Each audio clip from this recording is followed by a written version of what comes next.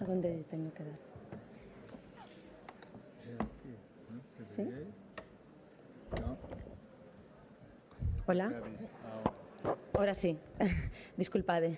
Nada, non enredamos máis. Vamos a pasar a anunciar as puntuacións e os cruces para a fase final do Parlamento Xove 2026. Na categoría de ESO, vou a decir os cruces e a puntuación de cada un, vale?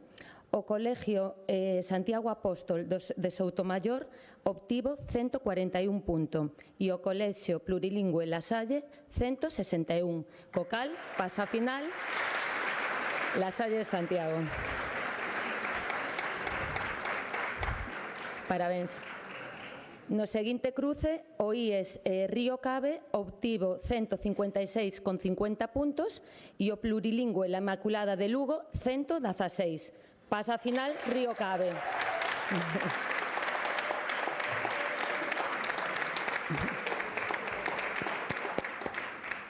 Na categoría de bacharelato, do cruce entre o IES Rafael Puga, equipo 2, e o IES Río Cave, obtivo 156 puntos o Rafael Puga, 158 puntos o Rafael Puga e 156 o Río Cave.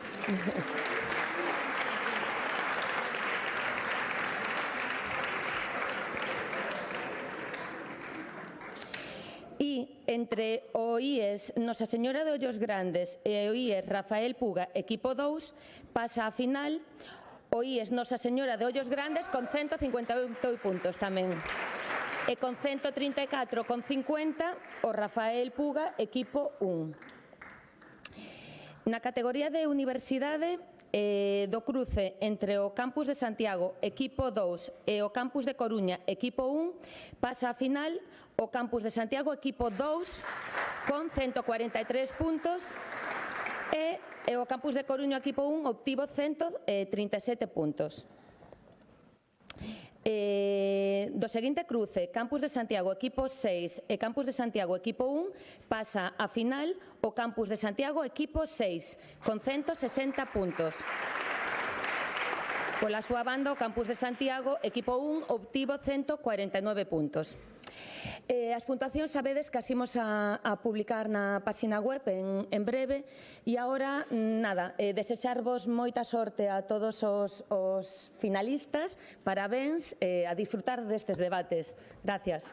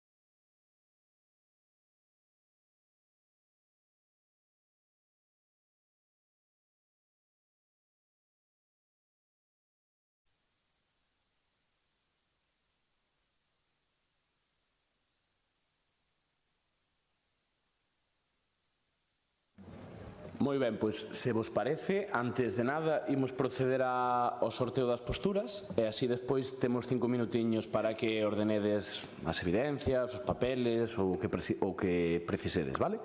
Entón, se un capitán de cada equipo pode baixar, aquí está o hemiciclo.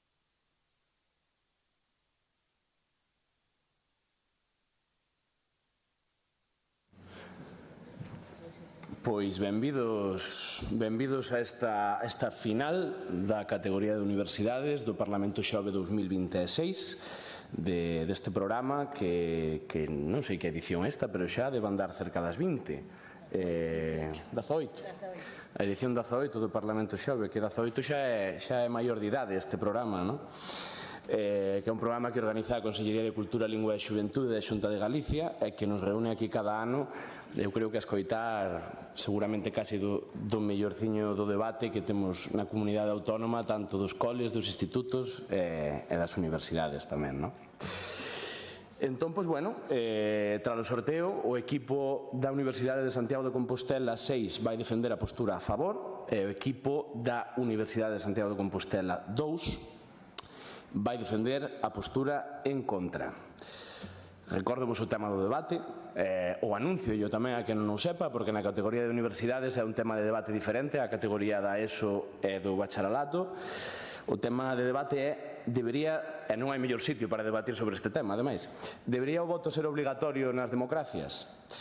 Entón, pois, sen moita máis dilación, para non retrasar isto moito máis, eu creo que as 7 persoas que compoñemos este xurado imos estar encantados de escoitar e de ver tamén o que vai pasar aquí na próxima media hora, máis ou menos. Así que moita sorte aos dous equipos. Espero que teñades pensado máis ou menos onde queredes ir de viaxe, porque esa ilusión é sempre a que move. Moita sorte. Comeza o equipo a favor. É unha cousa. Acordádevos, por favor, nas preguntas de encender o micrófono, vale? Para que se escoite no hemiciclo e tamén para que non estexa vendo na casa, pois que poida escoitar ben. Tedes un pequeno botón aquí no do presidente para o micrófono, non sei nos vosos, dadeslle aí e xa sona, vale?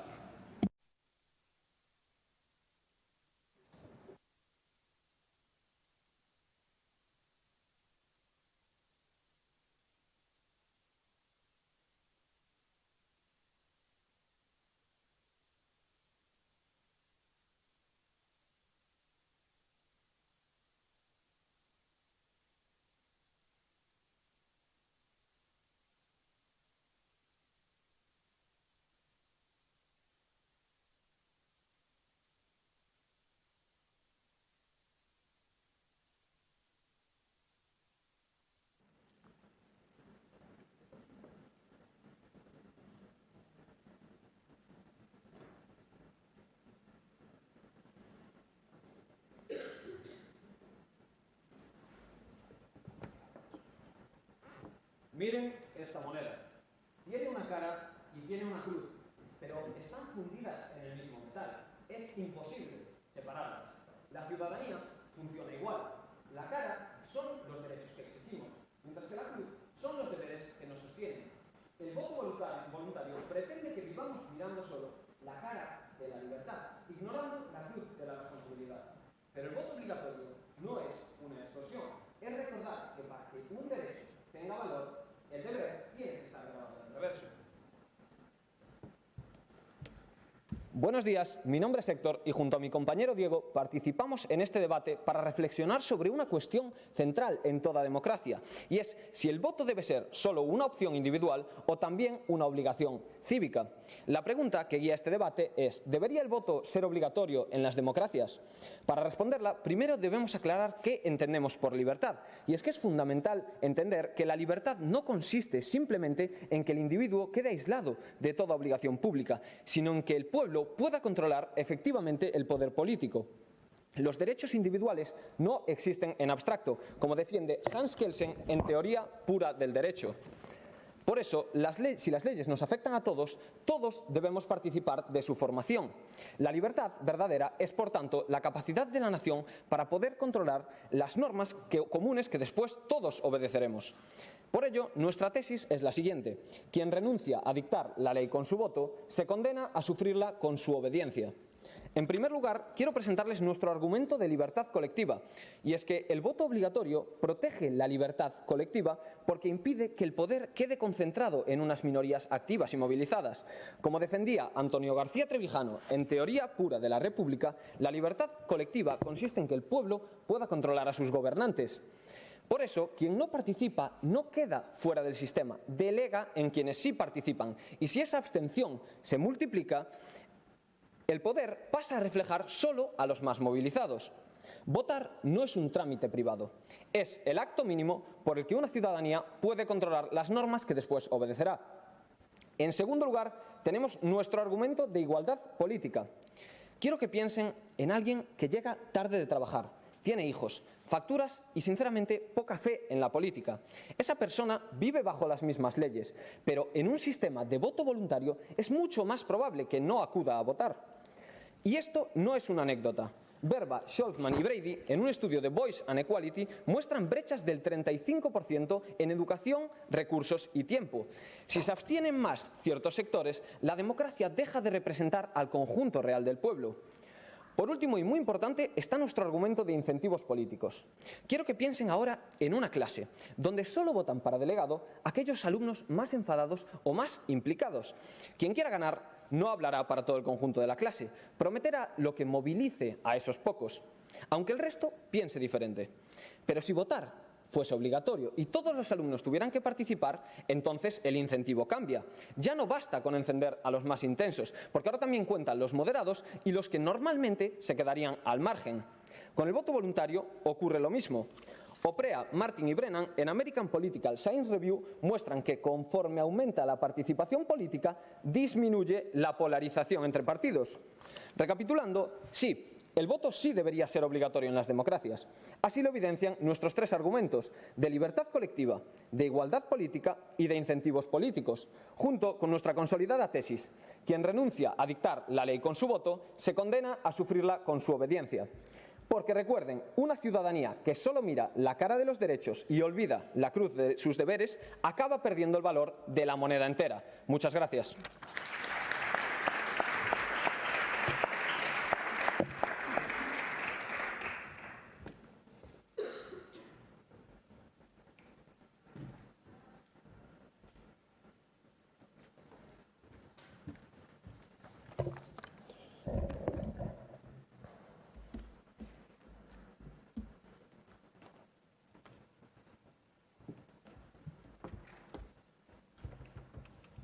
Me parece que ainda non beberon nada de auga. Pois teñen que empezar a beber, porque é obrigatorio, xa que é moi bo para a saúde renal. E como é bo, debe ser obrigatorio. Bos días, son Andrés Collantes e xunto cos meus compañeiros Mateo Cao e Marcos Fernández representamos o campus de Compostela 2 neste debate e ante pregunta formulada debería o voto ser obrigatorio nas democracias, posicionámonos totalmente en contra. Coa nosa tese, só é democrático se é libre e con garantías. Apoiarémonos en tres argumentos, un de liberdade, un de non necesidade e un de desconfianza. O noso primeiro argumento é o de liberdade e é que a democracia non se define pola participación, senón pola liberdade de participar ou non. Obrigar a votar convirte un dereito nunha imposición. A liberdade política inclúe tanto a posibilidade de expresar unha preferencia como a de non facelo. A abstención pode ser, de feito, unha forma totalmente lexítima de expresión, de descontento, de protesta e incluso dunha reflexión crítica. Miren, a Declaración Universal dos Dereitos Humanos, no seu artigo 21, establece que a vontade do pobo debe expresarse mediante eleccións libres. Libres non é un termo accesorio, implica ausencia de coerción. Ademais, filósofos como Isaía Berlín, no ensaio dos conceptos de libertad, destacan que a liberdade negativa, esta ausencia de coacción, é esencial para a dignidade humana. Obrigar a votar, incluso con sancións leves, supón un prexuízo deste principio.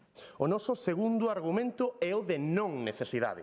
A participación electoral non é un fin en si mesmo. O que fortalece unha democracia non é só que a xente vote, senón que o faga con criterio, con información e con reflexión. Obrigar a votar pode aumentar unha participación numérica, pero non necesariamente a calidade do voto. De feito, pode xerar votos aleatorios ou desinformados, distorsionando esta representación que buscábamos. Un estudo do Australian House of Representatives analizou o impacto do voto obligatorio en Australia e, aínda que a participación formal supera o 90%, este informe conclúe que hai unha gran parte destes votantes que acuden sen interés político real e emiten o que se chaman donkey votes, que son votos aleatorios que simplemente siguen a orde da papeleta.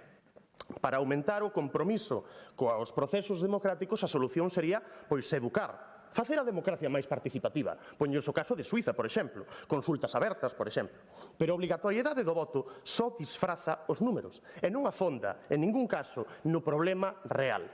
O noso terceiro argumento é o de desconfianza. E é que, ademais de non ter vantaxes en conxunto, a obrigatoriedade do voto pode acarrear graves perxuizos tanto para as democracias como para a confianza nestas. A democracia sostense na confianza, non na imposición. Pode xerar, entonces, pois estas rexeitamento cara ás institucións. A participación forzada pódese percibir como paternalismo ou como control por parte do Estado, erosionando esa legitimidade dos gobernantes e do sistema político. En Brasil, onde o voto é obrigatorio, o Tribunal Superior Electoral documentou que millóns de cidadáns prefiren pagar multas antes que ir a votar. No 2014, máis de 30 millóns de electores non acudiron ás urnas a pesar da obrigatoriedade. Esta medida, entón, carece de sentido. A participación formal foi alta, pero é que a desafección foi no moito máis, e non conseguiu revertela. Un estudo da Fundación Getúlio Vargas sobre estes votos en Brasil e sobre esta desafección política con obrigatoriedade conclúe que o voto obrigatorio non frenou a desconfianza en ningún caso nas institucións. De feito, o país presenta unha das taxas de desconfianza nas institucións e de descontento político máis altos de toda a América Latina. Con outro país, curiosamente Argentina, onde o voto tamén é obrigatorio. Queda, polo tanto, máis que claro que esta medida atenta contra as bases últimas da democracia, contra os seus obxectivos e contra a confianza no sistema, porque só é democrático se é libre e con garantías. Moitas grazas.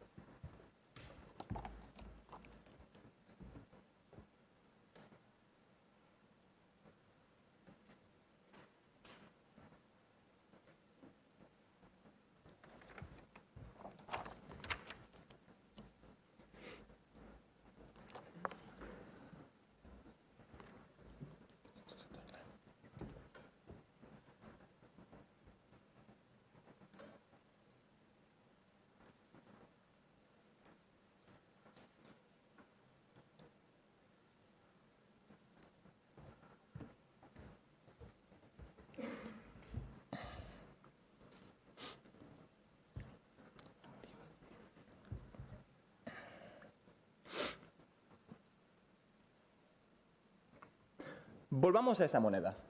Cuando el voto es voluntario, la moneda queda sobre la mesa, enseñando tan solo una cara de la sociedad. Si permitimos que la democracia dependa de la participación de aquellos que les apetece ir a votar, entonces estamos dejando la otra cara del sistema en la penumbra. El voto obligatorio levanta la moneda y nos enseña las dos caras del sistema, y no solo la de aquellos que deciden participar. Buenos días, mi nombre es Diego y comenzaré refutando los argumentos del equipo contrincante, puesto que cometen un error en su argumento de libertad, pues definen la libertad como algo que se da aislado en el individuo. Pero no, la libertad es colectiva, y se equivocan también al mencionar a Isaiah Berlin, puesto que él es el mismo que dice que la libertad tiene dos conceptos, la negativa y la positiva solo se da mediante la garantía del Estado. Por tanto, como decía en Teoría Pura de la República Antonio García Trevijano, la libertad solo es colectiva y se da cuando podemos controlar el poder político. Continuar con su argumento de no necesidad, puesto que la única consecuencia lógica de que la información sea lo más importante es que el voto debería ser censitario. Y esto no tiene ningún sentido, puesto que este no sería un voto libre. Si necesitamos estar más informados o pasar algún examen para poder ir a votar, entonces, ¿dónde queda esa libertad de la que ustedes quieren hablar? También decir que lo que más nos importa no es tanto esa información, sino la polarización que se da en los extremos. Como demuestra el estudio realizado por Shen Pixin, Compulsory Voting and Parties, demuestra que con el voto voluntario los temas más radicales aumentan, mientras que con el voto obligatorio disminuyen, consiguiendo que la mayor parte de los ciudadanos se vean representados y que el centro moderado que se suele abstener no lo haga. Continuar también con su argumento de desconfianza, puesto que confunden en la enfermedad con la causa. Confunden que el termómetro que nos da esa información de que la ciudadanía no está contenta con el sistema es el voto obligatorio, porque la desafección ya está con el voto voluntario, pero solo es cuando llega el voto obligatorio que podemos verlo, como puede demostrarnos el ejemplo de Perú, donde el voto es obligatorio y pudimos ver, gracias a ello, que las personas votaban más radicalmente, más hacia los extremos, y que de este modo podíamos ver que la situación de desconfianza ya se estaba dando incluso antes, cuando el voto era voluntario. Adelante con la pregunta. Sí, sabiendo que, como dijo anteriormente mi compañero Andrés, hay gente que al verse obligada a votar lo hace de forma más desinformada, ¿por qué creen ustedes que representaría mejor a la sociedad, que sería más pertinente que la Cámara de Representantes esté formada a través de gente que ha votado sin conocer los asuntos del día a día o que no le interesan o que vote incluso aleatoriamente? ¿Repite la pregunta?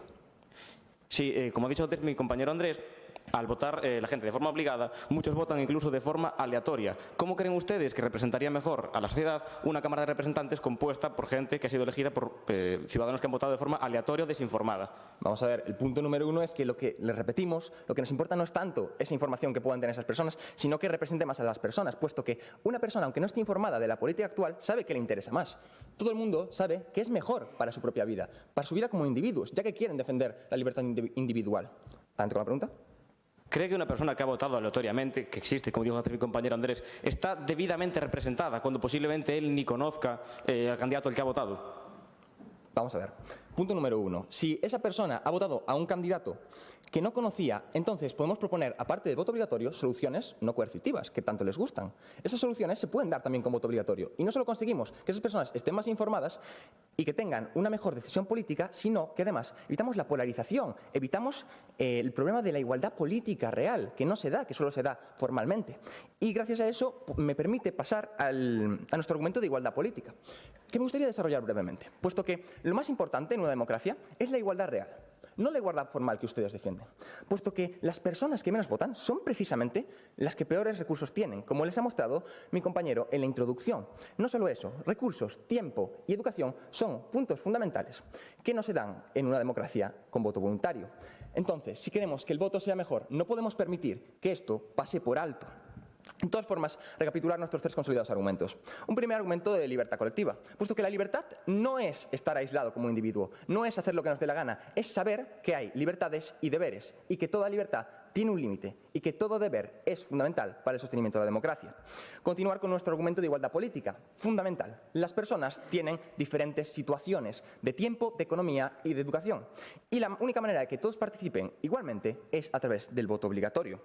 Y finalmente, nuestro argumento de incentivos políticos, puesto que recuerden, como ya les hemos mostrado con diferentes estudios y les seguiremos mostrando, Shen Pixin estudia esto mismo y ve que hay una mayor polarización en los temas políticamente divisorios. Con esto reafirmamos nuestra tesis. Quien renuncia a dictar el voto quien renuncia a dictar la ley con su voto se condena a sufrirla con su obediencia, porque recuerden que quien no defiende su libertad la pierde. Muchas gracias.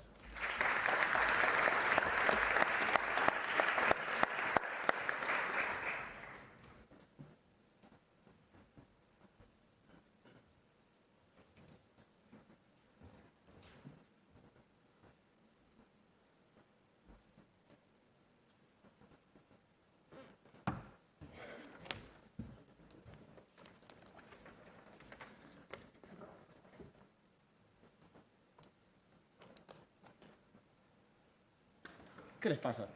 ¿Por qué no se están riendo? ¿Qué pasa? ¿No se lo están pasando bien? ¿De verdad que no se lo están pasando bien? Les va a llegar una multa a casa. Es obligatorio pasárselo bien porque es muy positivo para la salud de uno mismo. De verdad, pásenselo bien porque es obligatorio. Buenos días, soy Mateo Cao. Junto con mis compañeros Andrés Collantes y Marcos Fernández representamos al equipo de la USC 2 en este debate y nos posicionamos totalmente en contra de la pregunta formulada. Nosotros creemos que el voto no debería ser obligatorio en las democracias y para ello nos basamos en nuestra tesis. Solo es democracia si es libre y con garantías. Antes de comenzar a refutar los argumentos presentados por el equipo contrincante, me gustaría desarrollar brevemente los ya presentados anteriormente por mi compañero Andrés. En primer lugar, les presentamos un argumento de desconfianza. El hecho de obligar a la gente a votar va a hacer que se genere desconfianza en las instituciones, que por el mecanismo coercitivo que se les impone desconfíen y sean más reacios a participar en las mismas por voluntad propia. Así lo muestra un estudio de Shane Pessin, que ustedes citaron mismamente a este investigador en su refutación, y también nos sirve para nuestra propia postura, que un estudio concluye principalmente que el voto obligatorio puede incrementar la insatisfacción con la democracia entre ciertos sectores de la población por la coerción estatal. Por otra parte, presentamos un argumento de no necesidad. No es apropiado obligar a la gente a votar. Al obligar a la gente a votar se pervierte el verdadero sentir popular, porque el no votar, el abstenerse de votar, el guardar silencio, también es un mensaje. Si la gente se muestra desconectada de las instituciones, que no se siente motivada para ir a votar y demás, es importante conocerlo. Ojalá no pase. Hay que poner a disposición todos los mecanismos para que esto no ocurra. Pero si ocurre, las instituciones no pueden vivir de espaldas al desencanto de su propia población. Así lo muestra un estudio del CIS, que les tenemos aquí, que muestra que las personas con baja satisfacción política son entre un 10 y un 15% menos propensas a ir a votar. ¿Qué alternativa le proponen a esta gente que está insatisfecha? Porque el voto nulo es otra institución. El voto nulo significa no estar de acuerdo con ninguna opción política, no un rechazo o desconexión hacia las instituciones, por lo que sería otra institución. Por último, presentamos un argumento de libertad.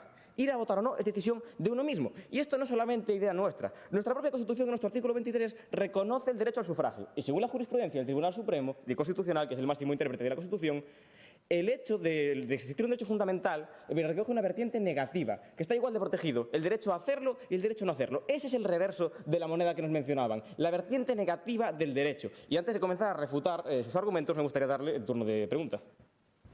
Que lo diga la ley significa que sea justo, porque yo podría poner la Constitución de Argentina y verá en ella que es un deber votar. Ha cogido la de España porque le compensaba, pero no podría ser que la ley no esté bien escrita o que debiéramos cambiarla, que es lo que estamos debatiendo hoy. Bueno, nosotros estamos dando argumentos más que de sobra para que la ley no deba ser cambiada. Y el hecho de que en España se redacte así, siendo una democracia más consolidada, y creo que se hace en la mayoría de democracias, pues ha llevado al constituyente a encontrar unos motivos para que sea apropiado, para garantizar la libertad fundamental. Si la mayoría de democracias avanzadas se garantiza la libertad fundamental mediante la vertiente positiva y negativa, pues deberá ser por algo, porque son los estados que mayor garantía dan a las libertades. Sí, adelante con la segunda pregunta.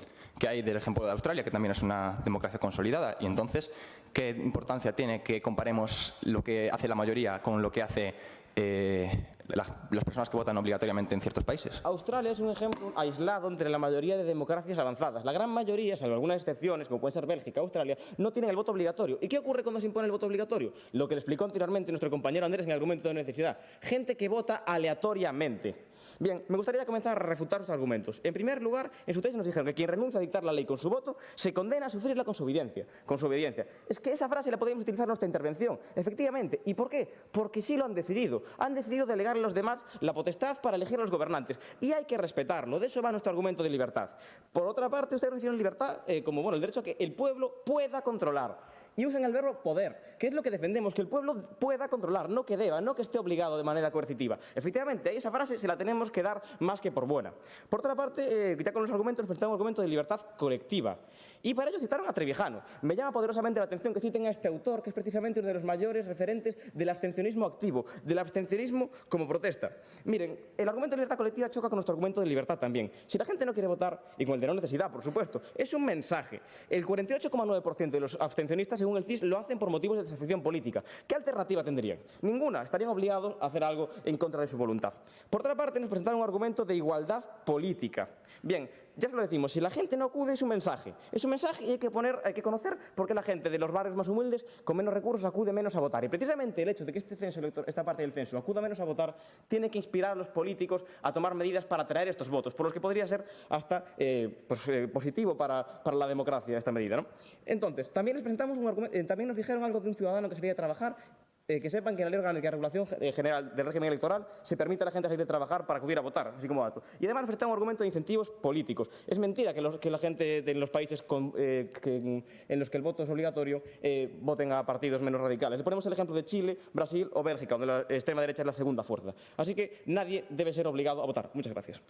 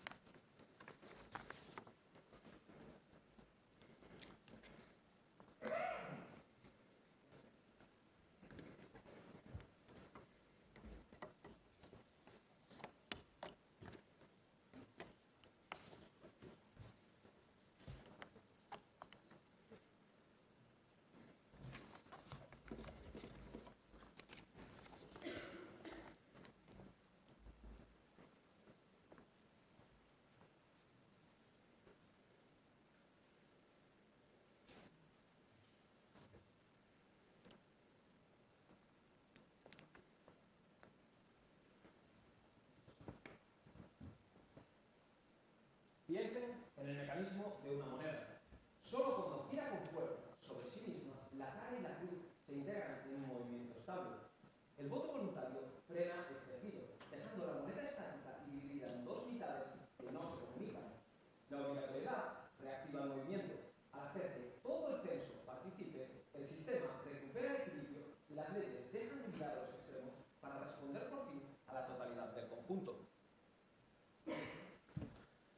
Buenos días de nuevo, mi nombre es Héctor y me gustaría, por comenzar, por reafirmar la tesis del equipo rival, y es que estamos de acuerdo, y es que solo es democrático si es libre y con garantías, totalmente de acuerdo. Pero permítame empezar por refutar una de las cosas que tanto dicen, y es que es importante lo informados que estén los ciudadanos. Vale, nosotros también pensamos que los ciudadanos estén informados es bueno, y podemos proponer mejoras administrativas o mejoras institucionales para que lo estén.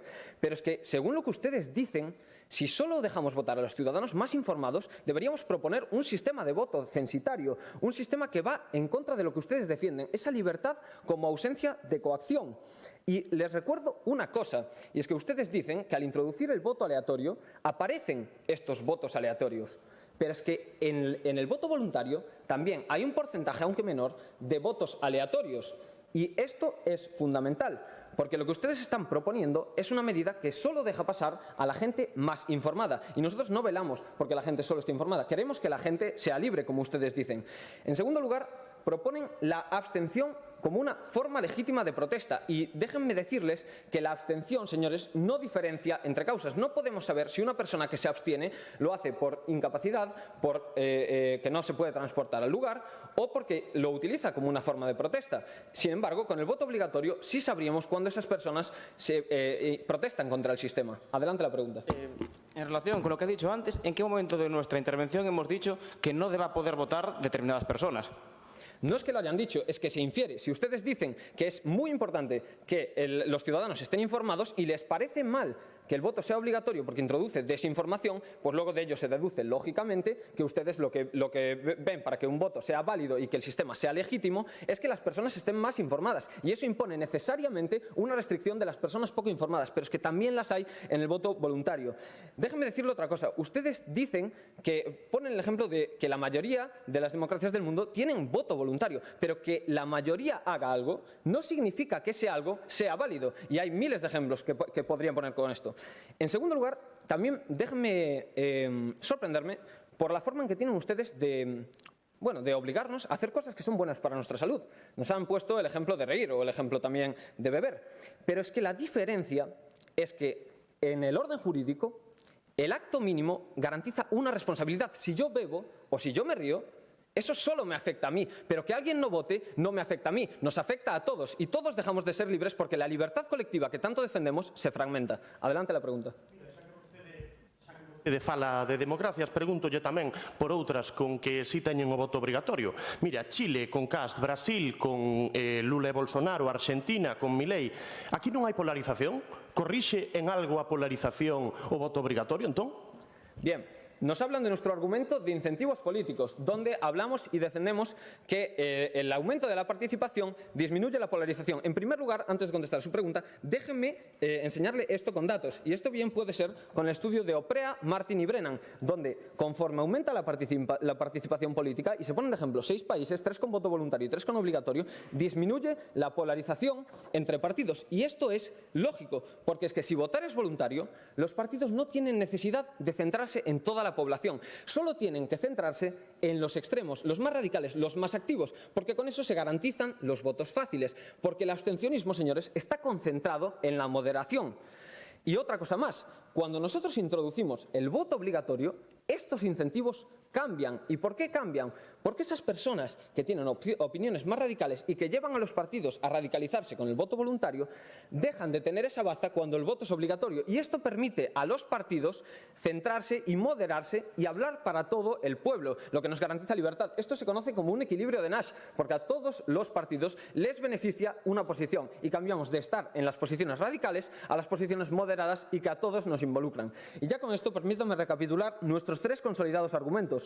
Un argumento de libertad colectiva, un segundo argumento de igualdad política y un último argumento de incentivos políticos. Y nuestra tesis: quien renuncia a dictar la ley con su voto se condena a sufrirla con su obediencia. Muchas gracias.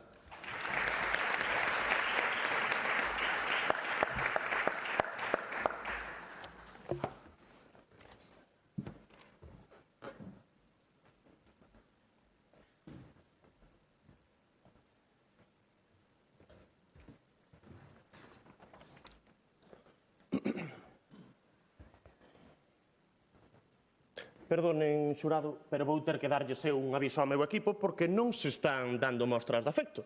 E é que é obrigatorio ter amigos, que é moi bo para o desenvolvemento personal, así que empecen a abrazarse dunha vez. Moi bons días, son Andrés Collantes e darei comezo a esta segunda quenda da refutación. Vostedes comezaron este debate e repetironos xa 3 ou 4 veces esa tese que di: quien renuncia a ditar la lei con su voto se condena a cumplirla con su obediencia.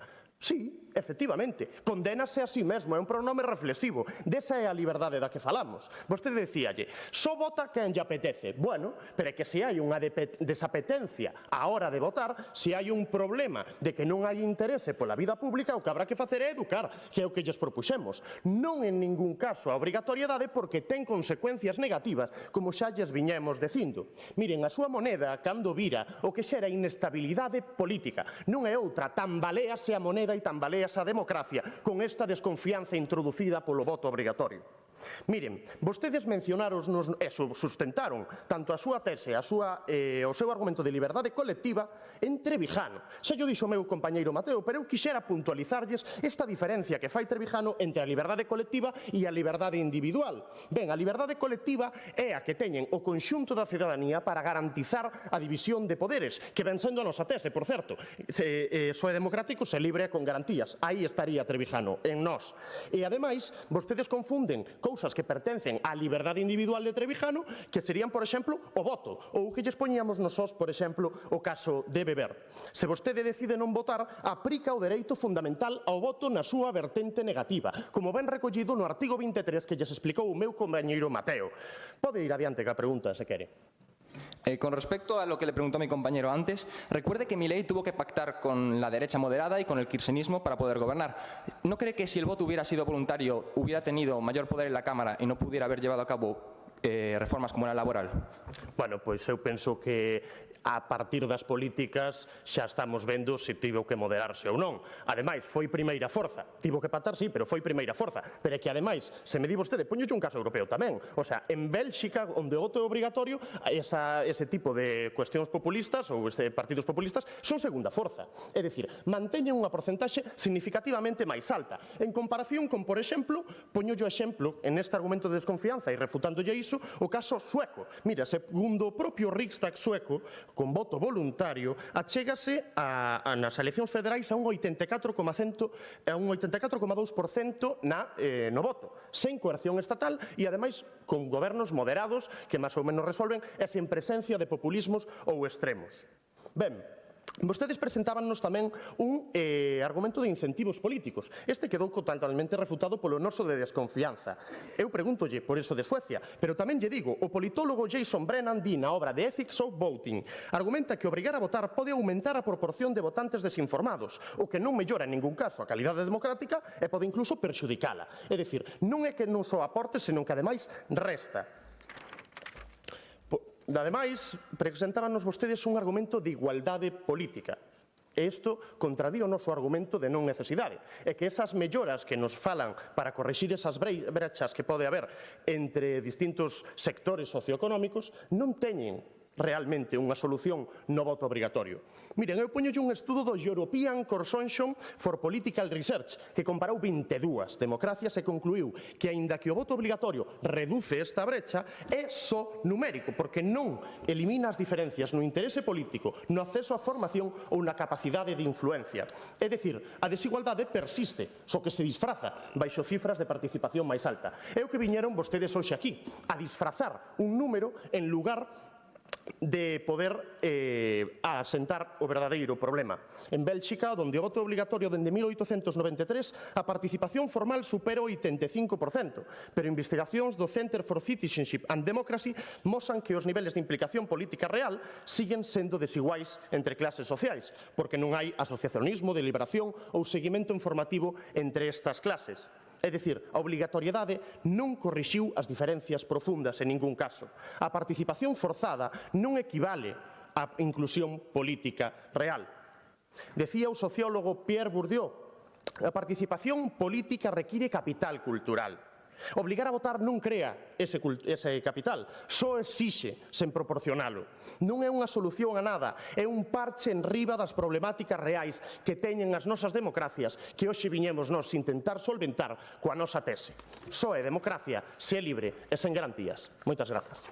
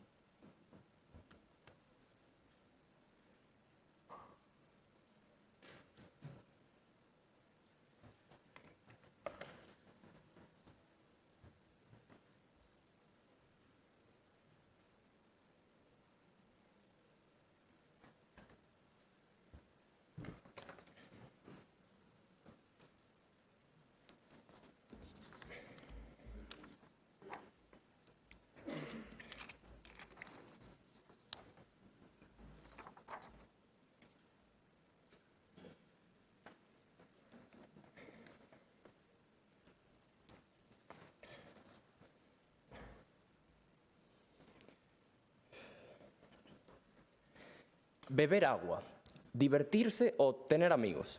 Todas son actividades beneficiosas para nuestra salud, al igual que la participación en el voto es beneficiosa para la salud democrática. Pero esto en ningún caso puede suponer una imposición que acabe siendo contraproducente, pues solo es democracia si es libre y con garantías. Buenos días, soy Marcos Fernández y antes de nada gracias a todos por estar aquí y por darnos a mi equipo y a mí esta oportunidad. Para encabezar esta conclusión, quiero reafirmar nuestra postura totalmente en contra respecto a la pregunta formulada y, por lo tanto, decir que el voto no debe ser obligatorio en las democracias, basándonos tanto en los tres argumentos expuestos por mi compañero Andrés al comienzo de este debate, como las concluyentes refutaciones que tuvieron lugar hace unos momentos. Comenzaré por sintetizar brevemente el transcurso del debate. El equipo contrario presentó su tesis. Quien renuncia a dictar la ley con su voto se condena a sufrirla con su obediencia. Exactamente, como ya señaló mi compañero Andrés, se trata de un verbo reflexivo, se condena a sí mismo. Presentaron además un argumento de libertad colectiva, un argumento basado en la teoría de Trevijano. Esto quedó totalmente refutado cuando tanto mi compañero Mateo como mi compañero Andrés señalaron que esa confusión por su parte de la libertad colectiva defendida por Trevijano con la libertad individual, pues para él la libertad es la de la ciudadanía contra el Estado, mientras que la individual pertenecen aspectos como el voto. Además, mi compañero Mateo les presentó cómo la propia Constitución española recoge en su artículo 23 el derecho a voto, tanto en su vertiente positiva como en la negativa, el no votar como forma de expresión. Presentaron además un argumento de igualdad política. Comentaban la existencia de probabilidad de que gente con mayor desconocimiento se abstenga en mayor medida. Esto fue refutado por nuestro argumento de no necesidad, al señalar mi compañero Mateo que, según el Centro de Investigaciones Sociológicas, el 48,9% de los abstencionistas lo hacen por rechazo ya no a los partidos, sino a las propias instituciones. Además, presentaron un argumento de incentivos políticos, en el que defendían la movilización del centro de la ciudadanía a través de una mayor estadística de participación. Esto fue refutado por mi compañero Andrés, al señalarles tanto un estudio del European Consortium for Political Research, en el que se compararon 22 democracias, concluyendo que el voto obligatorio no elimina las diferencias de interés político, acceso a la información o capacidad de influencia, por lo tanto no se elimina la desigualdad. Además de datos del Parlamento de Suecia, el Riksdag, relativos a la participación en las últimas elecciones, de un 84,2%. Por último, recordar nuestros tres argumentos. Un argumento de libertad. La libertad de participar define la democracia, mientras que obligar a votar convierte un derecho en una imposición. Un argumento de no necesidad. Nos recuerda que el fin no es una mayor participación, sino un mayor criterio. Por último, un argumento de desconfianza, que subraya la importancia de esta misma en una democracia, pues la imposición puede generar rechazo y desafección. Jurados, compañeros, el voto es una poderosa herramienta a nuestro alcance para expresar un sentir político, un derecho que no debe ser impuesto si queremos garantizar una verdadera democracia. Así lo dice nuestra tesis. Solo es democracia si es libre y con garantías. Muchísimas gracias.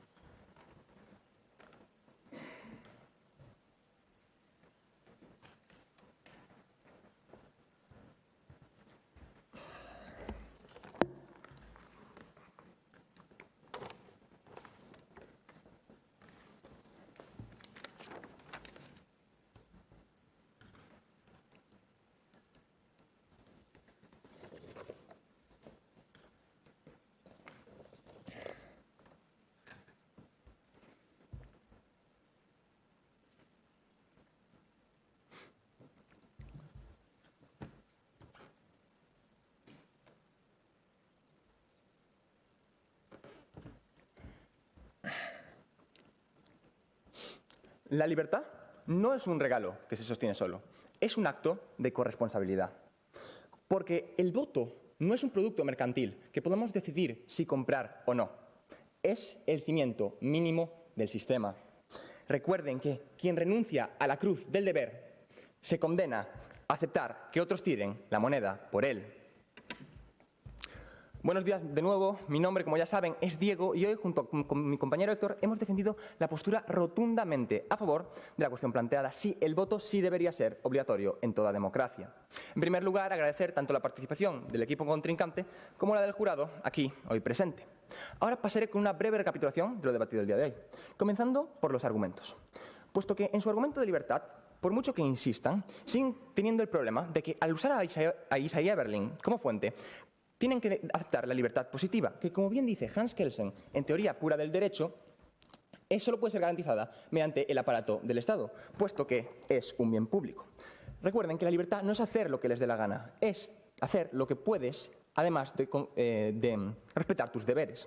Continuar con su argumento de no necesidad, puesto que por mucho que quieran negarlo, siguen teniendo que aceptar el voto censitario como consecuencia lógica de sus argumentos, puesto que si la información es una precondición para poder votar, entonces deberíamos evaluar a todos para que puedan votar y decidir cómo de informados deberían estar para poder votar.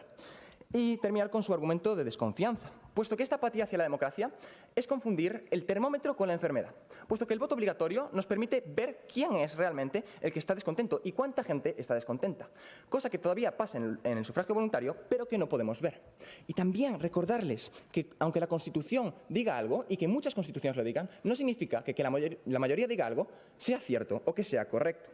También continuar con el exordio, donde nos dicen que beber y reírse es muy importante y que por eso debería ser obligatorio. Pero recordemos que beber y reírse no afecta a los demás. El voto sí lo hace y una mala decisión política puede ser nefasta para los individuos. Por tanto, recuerden la moneda y las dos caras de la misma. Y vean que el equipo contrincante intenta enseñarnos solo un lado de la misma, el lado de la información, el lado de la libertad para hacer lo que nos dé la gana. Pero antes me gustaría ver un poco este Parlamento y ver a las personas que hoy están aquí. ¿Y por qué están aquí? Vienen a escuchar a dos equipos debatir entre dos conceptos diferentes, dos ideas, pero libremente, gracias a que sus abuelos, a que sus ancestros han conseguido la libertad que tanto ansiaban y los derechos para poder ejercerla. Y entonces les mando, tanto al equipo contrincante como al jurado, como al público aquí hoy presente, una pregunta fundamental para que se lleven a casa. ¿Queremos continuar por el sendero de la libertad o queremos abandonarlo? Muchas gracias.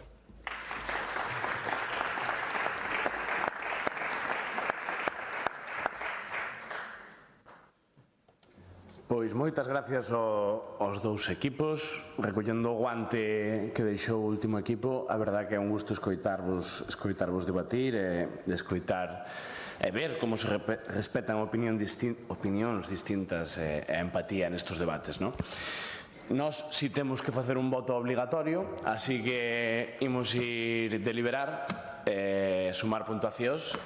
Foi moi bo debate, noravos dos equipos de verdade, porque disfrútanse tamén desde aquí, eu creo. Moita sorte. Noraboa.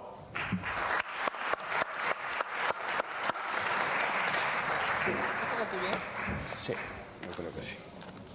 Que collan o euro, porque onde tamén o dixeron. Queda €1 no atril.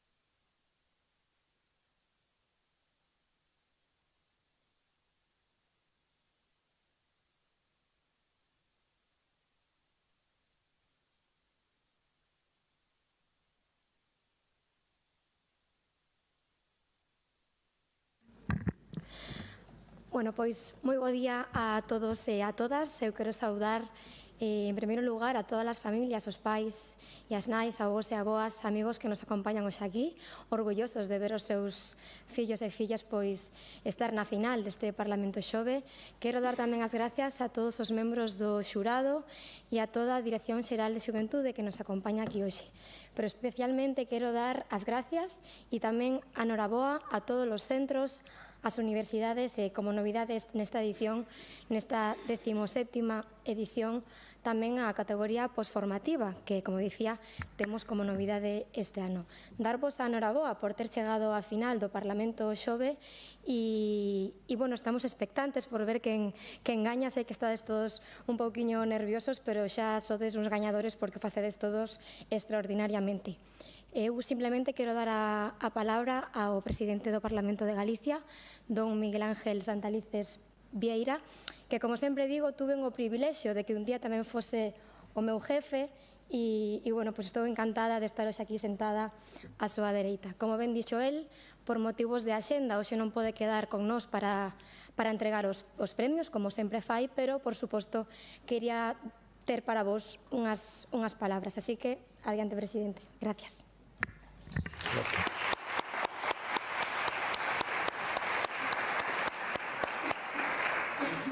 Bueno, pois, gracias.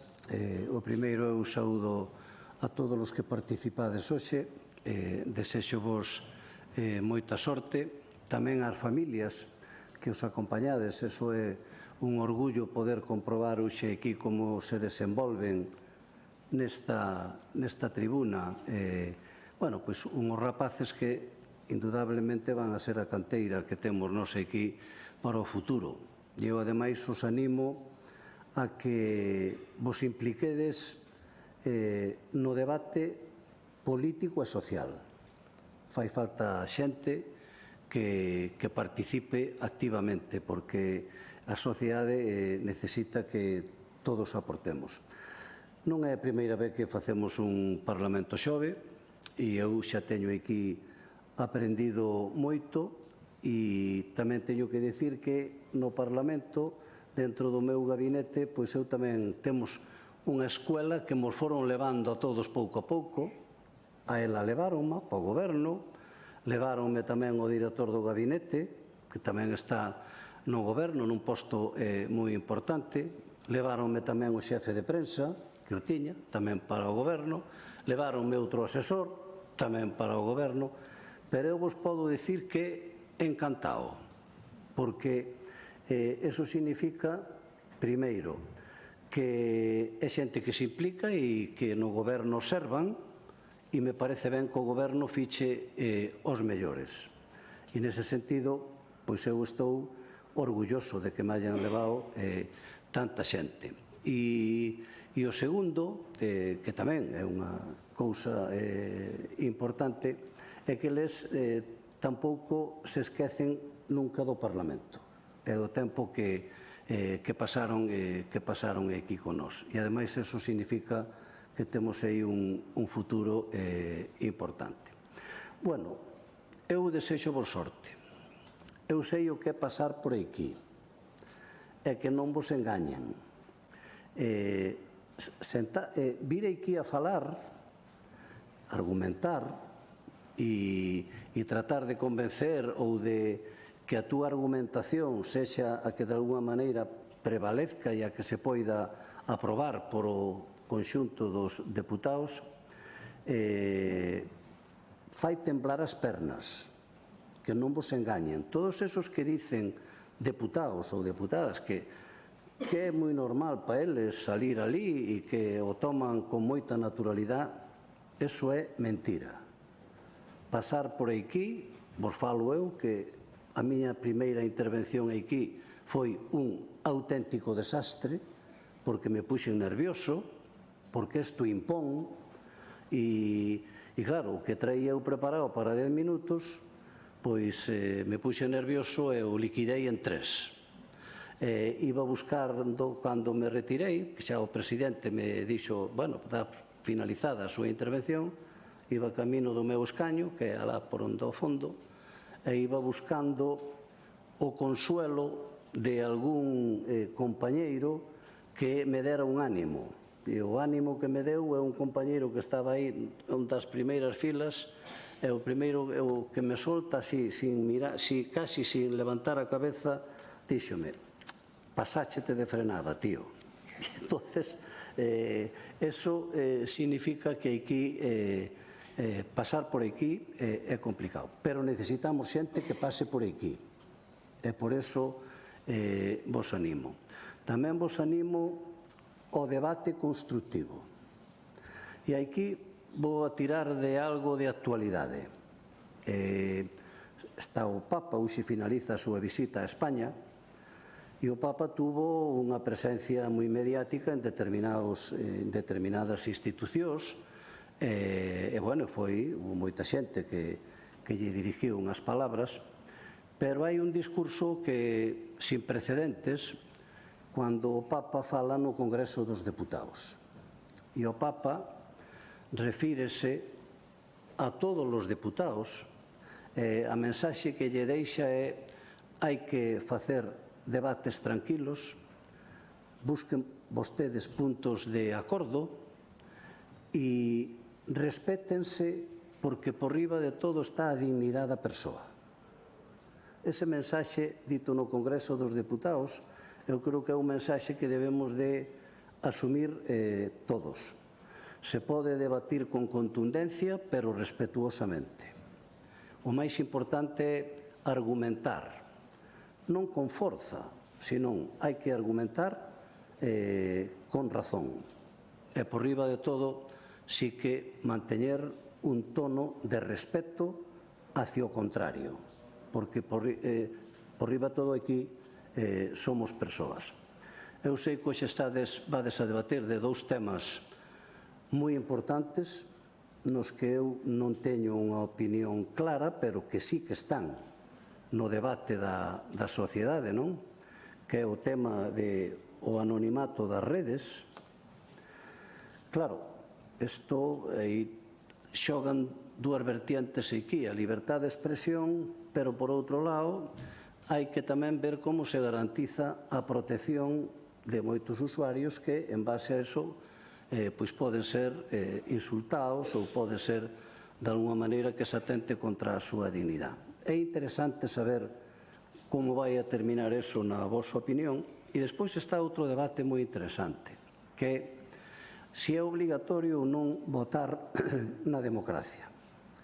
En varios países xa é, hai países onde xa é obligatorio o voto, e o que está en debate tamén neste momento é que as democracias susténtanse se existen parlamentos. Se hai parlamento, hai democracia. Nos parlamentos vótase os representantes das institucións. Entonces, fomentar e alentar a participación a través do voto creo que é interesante. O debate que vos vades aportar, se iso debe ser obligatorio ou non, é algo que se pode extrapolar despois a outras discusións, e ao mellor é un tema de tanta altura que ben podería ser obxecto de unha legislación específica que lle correspondería ao Congreso dos Deputados. E ao mellor algunha xente é partidaria de que eso sea así, obligatorio, para preservar os valores da democracia. Porque a democracia, a esencia fundamental, está tamén en votar. Bueno, eu non quero xa argumentar máis, porque senón parece que me estou decantando, pero bueno, entendedes que eu teño que defender tal. E despois, bueno, animarvos a que dedes o paso. Nós necesitamos xente, bueno, digo eu que xa estou nunha edade en que tal, pero me gustaría, a min empecé novo no da política, a política dache moitos disgustos, pero tamén che dá moitas satisfaccións. Se tú podes aportar algo e conseguir algo como representante da sociedade que pode ter un beneficio para a xente, que en definitiva é a quen defendes, podo che garantizar que ese día durmes como ninguén, porque sínteste como unha persoa que pudo aportar algo en beneficio da xente. Polo tanto, eu vos animo a que participedes en política, porque, inda que ten insabores, ten moitos beneficios, pero vos que sodes xa tendes unha edade onde vos podedes xa ir dando conta de determinadas cousas, aproveitad a parte positiva da política. E iso podedelo facer desde un debate construtivo e desde unha participación, desde logo, para beneficiar o servicio público. É o que vos desexo, que teñades un gran día, que ganen os mellores, pero, en todo caso, o que si estou convencido é que ganou o debate e a participación. E iso é o exemplo que destedes vos hoxe. Moitas gracias e que teñades un bo día.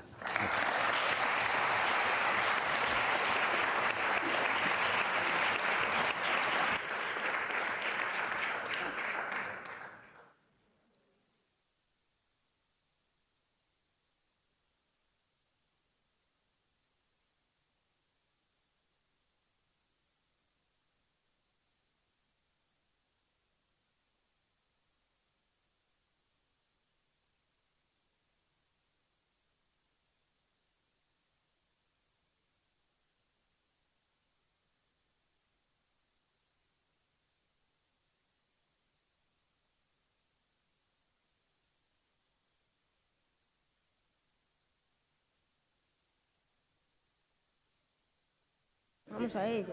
Eu me cancho para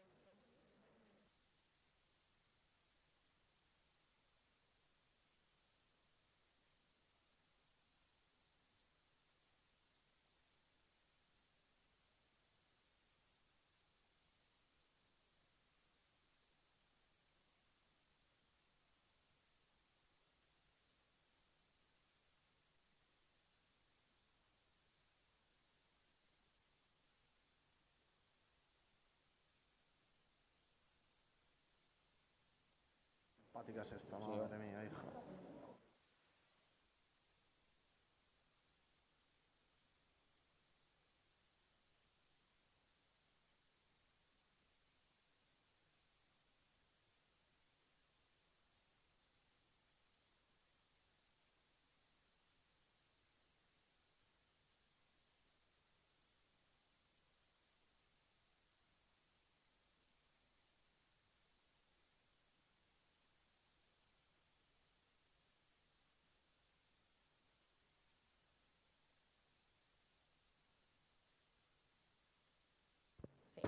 Ben, bo día a todos e a todas. Complácenos moitísimo vervos a todos aquí nesta fase final da 17ª edición deste Parlamento Xove 2026, programa, como sabedes, organizado pola Consellería de Cultura, Lingua e Xuventude da Xunta de Galicia. Ben, ademais, neste caso, temos que recalcar que nos achamos nunha nova categoría que esperamos que en sucesivas edicións se siga mantendo e, por suposto, que siga incrementando ese auxe. Ben, sen máis, vamos a proceder ao sorteo de posturas que vai responder á pregunta do debate, que neste caso será: debería o voto ser obrigatorio nas democracias? Así que un capitán ou capitá que se achegue para facer o sorteo.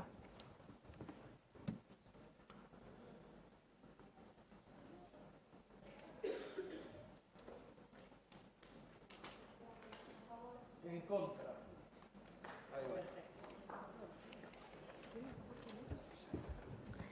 Ben, neste caso, o equipo postformativa equipo 2 vai defender a postura en contra e o equipo 3 a postura a favor. Sen máis, damos comezo a este debate, non sen antes desexarvos sorte, que, por suposto, disfrutedes.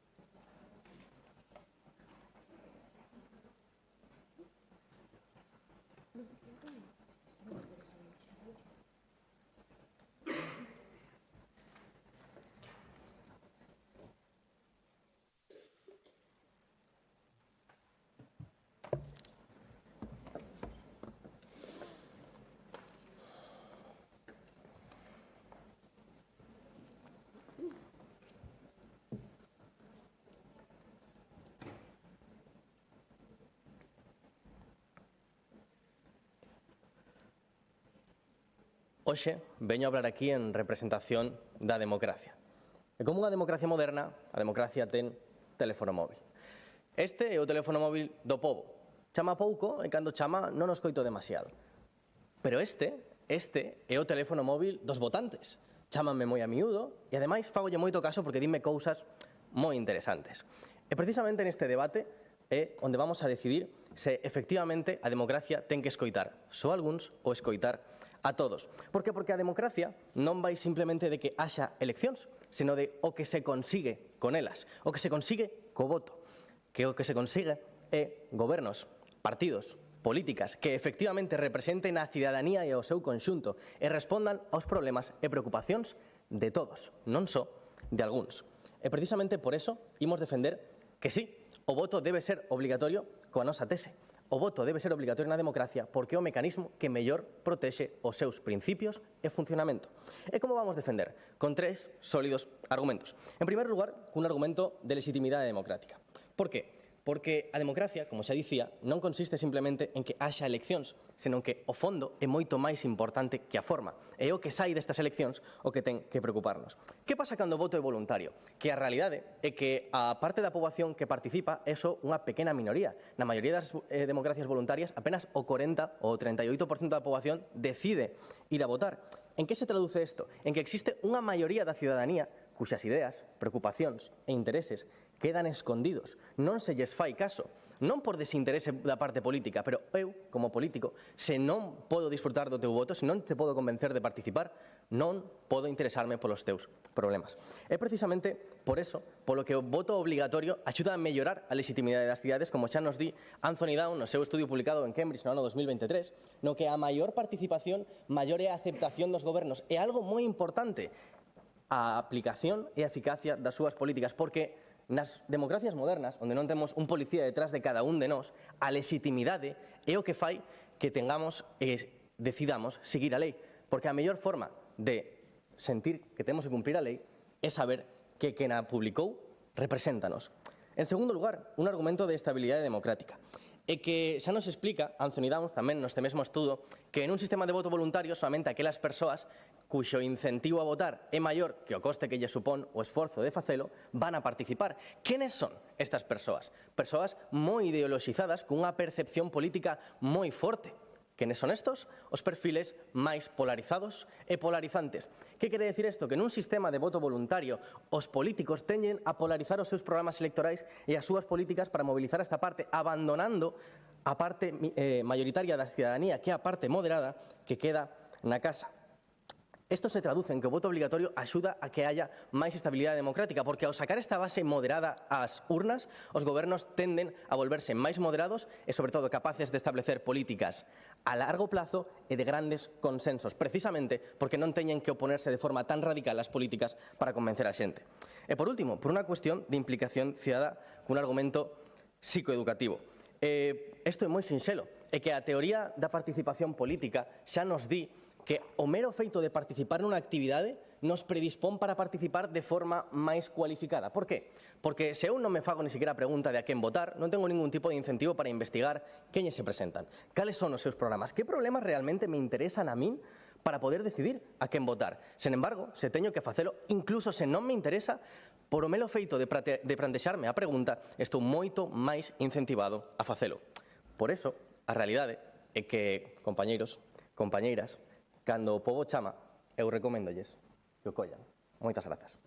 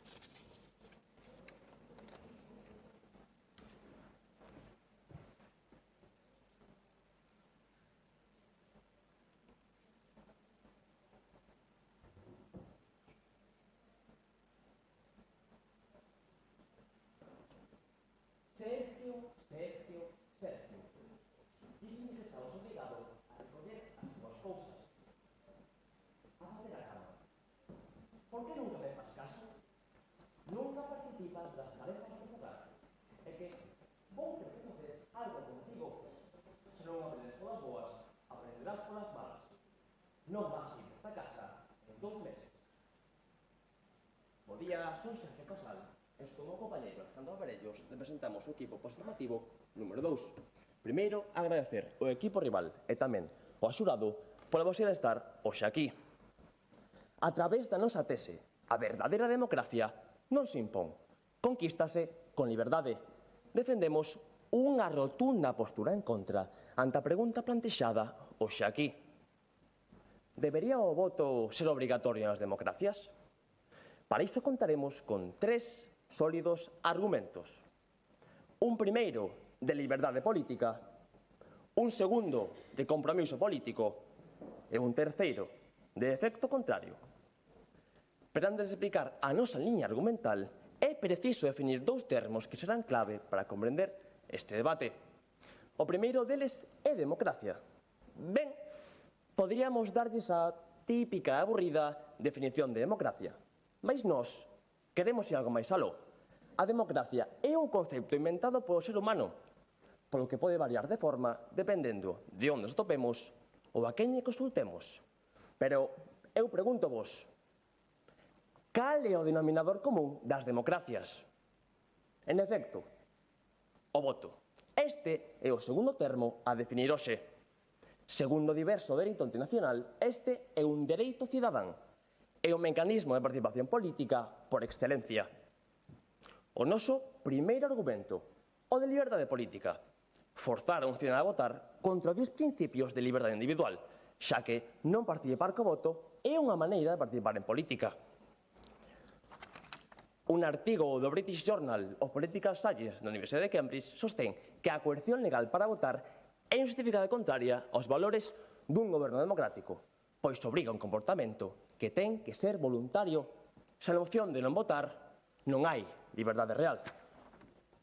O noso segundo argumento, o de compromiso político. O voto obrigatorio únicamente aumenta o acto de votar. Mais, como se demostra no seguinte estudo realizado por Science Direct, a obrigatoriedade do voto ten un efecto mínimo sobre a participación política máis aló de acudir ás urnas.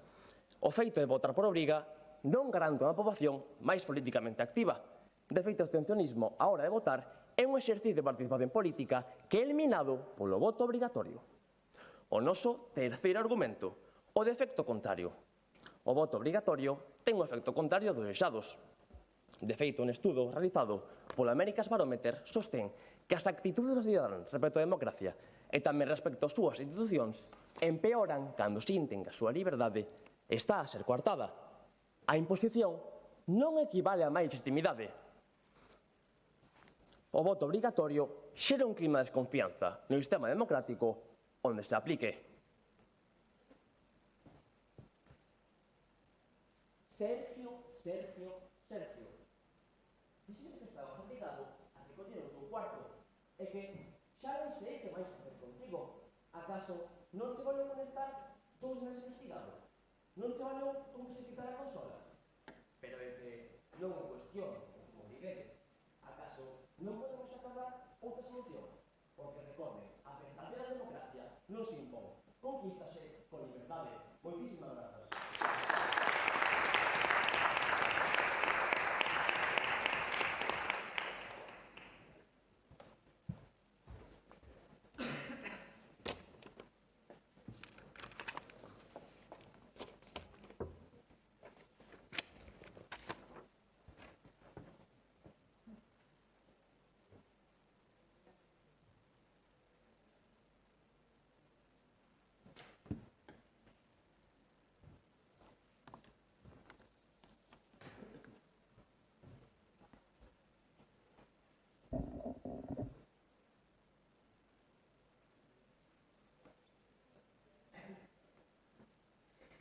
Sergio, Alejandro, Iván, eu mesma, os xuíces aquí presentes, todo o público, todos nós pasamos horas, días, meses metidos en colexios, en institutos. Por qué? Pois porque en España existe o dereito á educación, mais isto ven con unha obriga, a obriga de ir á clase, a obriga de estar nun centro escolar, hasta que a lei di que xa podes elixir. E isto liga moi ben ca refutación que lle vou facer á línea do equipo contrario, é que non terminan de entender que existen dous tipos de dereitos. Vamos a velos. Un son os dereitos dispoñibles. Son, por exemplo, o dereito de imaxe. Eu, co meu direito de imaxe, podo facer prácticamente o que queira, podo hasta vendelo. Pero hai outros que non son dispoñibles, como a educación. E son estos os que, sí, son un dereito do que eu dispoño, pero veñen con unha obriga. Por qué? Porque se dá a entender que son dereitos de feito tan importantes que necesitamos garantir que se dan dunha forma correcta. E isto é o que necesitamos facer co voto. Como? Facendo que sexa un dereito non dispoñible para garantir que se escoita a todos e que todos estamos ben representados, facendo que o voto sexa obrigatorio. Antes de nada, a súa pregunta. Acaso obrigar a votar non introduce un elemento de coacción nun ámbito que debería ser completamente libre? Pero é que non entendo por que ten que ser libre. Se aquí estamos explicando que existen democracias que xa teñen voto obrigatorio, existen outras que non o teñen, non é que un este ben e o outro este mal, é que temos que tomar unha decisión e cando entendemos a realidade que estamos vivindo na que a metade da xente non está indo a votar, sobre todo os sectores máis vulnerables, entendemos que o voto sí debe ser obrigatorio porque estamos na necesidade de cubrir esta falta que temos e vamos a ver como esta falta se cubre efectivamente con un dereito non dispoñible en base aos nosos tres argumentos. Un primeiro argumento de legitimidade. O voto obrigatorio incrementa a participación electoral, como xa lles adiantaba, e permite que as decisións públicas se fundamenten nunha base social moito máis ampla. Que implica isto? Pois dínolo Aaron Liebhardt, que é un recoñecido politólogo da Universidade de Yale, e este mecanismo eleva de forma efectiva e consistente a participación. En Australia, por exemplo, pasa do 47% ao 94%, o cal reforza a legitimidade do sistema. Pero isto é especialmente importante se atendemos a quen non vota, a quen normalmente se abstén. Quen son? Pois dínolo a Universidade de Montreal neste outro estudo, no que nos explica que realmente son as persoas con menor nivel socioeconómico e educativo. En palabras de aquí, a realidade é que os políticos, ao final, e as institucións non prestan atención ás clases e aos grupos de cidadáns que non votan. Por tanto, para atender a estas persoas que xa son as máis vulnerables, temos que garantir o voto obrigatorio para facer que se escoiten e que, por tanto, non queden sistemáticamente infrarrepresentados. Pasamos así con o noso segundo argumento de estabilidade democrática. O voto obrigatorio corrixe este problema que nos adiantaba Iván de radicalización ao ampliar o electorado efectivo. Como se fai? Pois ao participar os sectores tamén máis moderados dase a teoría do votante mediano que nos trae Anthony Downs, que nos explica que os partidos tenden a aproximarse ao centro cando o electorado é tan amplo e tan representativo da sociedade. Isto produce unha maior estabilidade política. Como? Atendemos nesta vez a Sartori, que neste estudo sinala que os gobernos, ao ser máis moderados, tenden a ser máis propensos a grandes acordos e a implantar medidas a longo plazo que non sexan desfeitas polo seguinte goberno de turno. Por que é especialmente relevante isto na sociedade de hoxe en día? Porque atendendo á competitividade xeopolítica que se está vivindo no mundo actual, entendemos que os países necesitan unha estrategia consistente e a gran escala, o cal se garantiza ca estabilidade do voto obrigatorio. E paso con o noso terceiro argumento de psicoeducación. Ademais da teoría participativa que sostén que canto máis participan os individuos, máis capaces se volven de facelo, John Stuart Mill neste estudo afirma que grazas á participación a cidadanía infórmase máis e desenvolve unha mellor comprensión dos asuntos públicos. As consecuencias cales son? Pois nada máis e nada menos que mellorar a calidade das decisións electorais e, ademais, reforzamos o control democrático sobre os gobernantes e aumentamos a responsabilidade política. Por tanto, en base a eso, entendamos que non existen pola liberdade que nos pretende vender o equipo contrario uns dereitos que son mellores que outros. Os dereitos son bons cando garanten que a sociedade está ben e vemos que a sociedade está moitísimo mellor co voto obrigatorio porque está mellor representada, escóitaselle máis a todos, incluso os máis vulnerables, e máis estable e con uns votos con unha mellor coñecemento. Moitísimas grazas.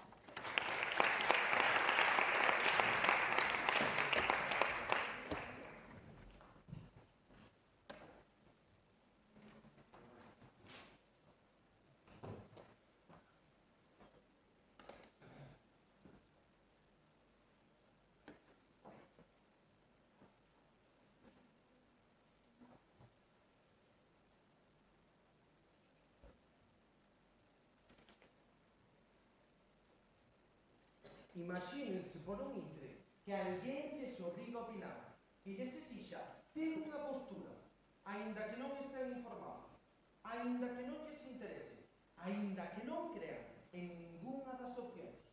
Seguiría iso sendo liberdade ou sería sinxelamente unha imposición disfrazada de democracia? A verdadeira cuestión aquí é: pode existir unha democracia auténtica cando a participación deixa de ser un dereito para converterse nunha obriga?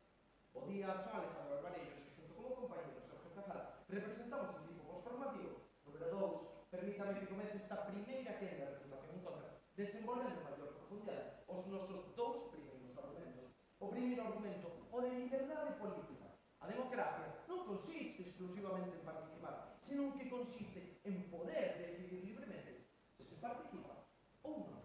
O politólogo Robert Dahl, un dos grandes teóricos da democracia, afirma que esta debe garantir a liberdade de participación e non forzar a cidadanía a facelo. Na mesma liña, John Stuart Mill advertía que obrigar unha acción política vulnera o principio da autonomía individual, que é a base das democracias occidentales. O noso segundo argumento, o de compromiso político. O voto obrigatorio pode aumentar a participación, mas non garante unha cidadanía máis informada, máis comprometida e máis implicada. Para afirmar isto, basémonos nas verbas e estudios sociopolíticos de Giovanni Sartori, nos cales advertía que a calidade da democracia non depende realmente de canta xente participa dela, senón de como esa xente participa. Pasando agora a refutar a súa liña argumental, comezo con un primeiro argumento de legitimidade, que pode ser refutado de tres xeitos distintos. O primeiro, con o noso argumento de liberdade e os estudos xa aportados de Robert Dahl, nos cales un politólogo afirma exactamente o contrario do que vostedes din. O segundo xeito, din que con maior participación igual a maior legitimidade. Completamente falso. Coñece a diferencia entre correlación e causalidade? Correlación, dúas variables coinciden en espazo e tempo e unha non provoca a outra. Causalidade, ambas variables coinciden en espazo e tempo e unha provoca a outra. É indemostrable que maior participación implique maior legitimidade. E aínda menos, cando esa participación é obrigada por vostedes. A ver, por favor. A mí me parece bastante relación causal que a participación obligatoria agora as partes máis vulnerables xa se escoita, se votan, entón están representadas. Claro, que non sabía que vostedes saben en concreto a quen vota cada persoa. Se esas persoas van a votar en blanco ou en nulo son representados. Eu diría que non. E tampouco podemos afirmar a que partidos votan ou deixan de votar. Eso decide cada persona, libremente, por moito que lles pese. E a terceira forma de refutar o seu argumento de legitimidade, a través do abstencionismo, que é unha forma de participación política tan válida como calquera outra. Non votar non significa desinterés, senón unha decisión consciente, unha forma de protesta, de rexeitamento, ou de dicir non me sento representado. O voto obrigatorio, esa voz desaparece. Obrígase ao cidadán a falar, cando a súa mensaxe era precisamente o silencio. A democracia non debe temer a quen non vota, senón que ha de preguntarse por que non vota. E seguindo a súa liña argumental, un segundo argumento de estabilidade democrática, na que afirma que se a parte, claro, nos sistemas de voto voluntario, a parte moderada, máis moderada, queda na casa. E creo que lles fai pensar que esa parte moderada vai votar a partidos moderados. Se a parte moderada que non vota é obrigada a votar, o que vai facer é votar en nulo ou branco, como é pura lógica. Pasando agora a concluir, permítame que lle recorde a pregunta deste debate. Debería o voto ser obrigatorio nas democracias? A pregunta non se refire a unha democracia en concreto, nin a un tipo de democracia exclusivamente. A través dun exemplo moi simple, podemos desmontar os tres argumentos, a tese, en xeral a postura do equipo rival, en cuestión duns 30-40 segundos. Este exemplo é o de Suiza, a xoia da democracia directa. No ano 2024, os suizos votaron unha media de 36 temas. Nunha legislatura de 4 anos, isto supón un total de 144 votacións. Imagínense agora o que acontecería en Suiza se o voto fora obrigatorio e os seus cidadáns tiveran que ir votar centos de veces nunha soa legislatura. A democracia non se mide pola frecuencia do voto, senón pola liberdade de elegir participar. Porque que tal e como di a nosa tese, a verdadeira democracia non se impón, conquístase ca liberdade.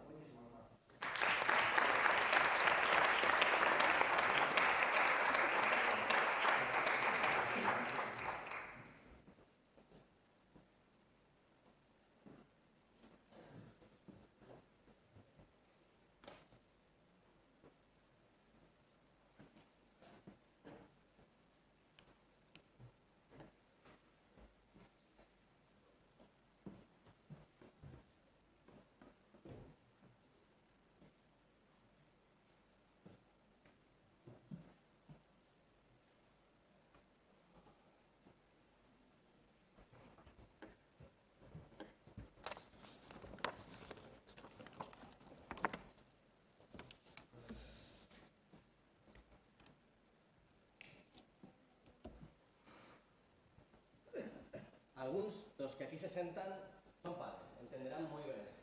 Pero todos os que nos sentamos aquí fomos nenos, estou seguro de que os entendemos. E que probablemente durante a maior parte da nosa infancia peleamos moitas mañás cos nosos pais para ir á escola. Porque levantarse ás 6:30 da mañá, que algúns de nós se podemos dar fe, non é un plan moi agradable especialmente para ir á escola, e sin embargo, facíannos ir. E sin embargo, non porque estiveramos obligados a ir á escola, a educación deixa de ser un dereito. E sin embargo, aunque estiveramos obligados, hoxe aquí, todos damos as gracias por haber podido ir á escola de pequenos, aínda que fora obligados, porque sabemos que ha sido bo para nós. É precisamente isto unha das grandes confusiones que ten o equipo contrario, que é o feito de dicir que algo por ser meramente obligatorio ou por ter límites deixa de ser un dereito, sen nin sequera molestarse en explicar por que o feito de ser obligatorio perxudica o exercicio deste dereito. Porque vou votar peor porque se me obligue? Non. Vou estar peor representado porque se me obligue? Non. Todas as consecuencias son positivas, sin embargo, o equipo contrario se limita a dar titulares e a falar de castigos. Se trátanos un pouco como nenos, porque nos traen, por exemplo, o caso de Suiza para exemplificar por que o voto obligatorio sería tremendamente negativo. E nos digo, pensemos, se votamos todo absolutamente 36 veces ao ano, isto sería terrorífico. O sea, primeiro argumento para decir que o voto obligatorio non debería funcionar é que é aburrido. Segundo, o voto obligatorio en democracia non quere decir que absolutamente todas as decisións e todas as eleccións teñen que ser obligatorias. Só aquelas nas que sea necesario para mellorar a representatividade. Unha vez cada 4 anos non é tan complicado, compañeiro. Pero veo que non está de acordo. Como van ser quen de evitar que a obriga xere rexeitamento ou desafección hacia o propio proceso democrático? Porque xa ha pasado, e que a realidade é que o voto obligatorio non é algo novo, non é unha invención do Parlamento Xove, xa existe en Bélxica, Australia, Perú, xa funciona. En estes países non ha habido un gran rexeitamento cara a democracia, de feito todo o contrario. E vou aprovechar entón para hablar do seu argumento de efecto contrario, que choca directamente con o noso argumento psicoeducativo, porque eles nos falan de que por culpa da obligatoriedade vamos a xerar unha mala relación con respecto ás eleccións, e que a xente vai votar a disgusto e incluso vai votar ao show ou simplemente vai votar en branco, como lle preocupaba tanto o equipo contrario. Isto pasa porque isto hai que medirlo para poder traer un debate. A realidade é que non. É que con estudos realizados en Australia por Science Direct explícase xa explícitamente que mellorando a participación dun 40% a un 90%, canta parte do electorado decidiu votar en branco ou simplemente votar o chou as primeiras casillas. Apenas un 3%. Temos un 3% de ruido, pero ganamos un 60% de representatividade, un 60% da poboación australiana cuxas ideas, cuxas preocupaciones e intereses agora sí están no Congreso, sí se ven representadas e sí preocupan, porque preguntaba ao equipo contrario, como sabemos a quen vai votar? Non o sabemos. Esa é a maravilla da democracia, que os nosos políticos, precisamente porque non saben a quen vamos votar, están incentivados a introducir nos seus discursos, en nos seus programas, as nosas preocupaciones, para que decidamos votaros a eles. E dicía meu compañeiro, no seu primeiro argumento de liberdade, que, oigan, a abstención é unha liberdade negativa que xa ten unha utilidade política. É completamente certo. Esta desaparece cando o voto é obligatorio? A realidade é que non, porque xa existe unha herramienta dentro do voto dedicada a aquelas persoas descontentas coa política e que deciden que a súa opinión sea o silencio, que é o voto en branco, que xa mencionaba o noso compañeiro. Aquelas minorías de personas que decidan non participar explícitamente para castigar a un electorado, a un político, poden seguir facendo a través do voto en branco. Por lo tanto, este dereito non está en risco. E logo, compañeiros, é que a realidade é que esa liberdade da que tanto nos falan é un criterio discriminatorio invisible, porque a xente non se abstén por igual e de forma equitativamente representada, senón que a xente se abstén principalmente nas colectivos con menos formación e peor situación económica, e polo tanto estas masas non se as escoita porque non interesa, e polo tanto esa liberdade da que ustedes nos falan simplemente reduce unha parte da nosa cidadanía aos nosos compañeiros ás esquinas e marxes da historia. En segundo lugar, fálanos dun argumento de compromiso, e que nos din que simplemente, por o feito de ser obligatorio, a xente non vai ter máis compromiso. Pero é que iso é mentira, porque polo mero feito de facernos unha pregunta, estamos máis incentivados a entendela para poder dar unha resposta con criterio. Personalmente, non tiña ni idea das implicacións do voto obligatorio que puidan ter en democracia. Pero o mero feito de que se me obligara neste torneo a preguntarme eso, a darles a ustedes unha resposta, incluso se non me interesara moito a nivel personal, fíxome entender moito máis do tema. O mesmo pasa cos nosos electorados, o mesmo dice Oxford University, hablando da teoría da participación, na que polo mero feito de participar estou máis interesado en facelo ben. E precisamente por eso recordemos que a democracia e a cidadanía hai que escoitala. Moitas grazas.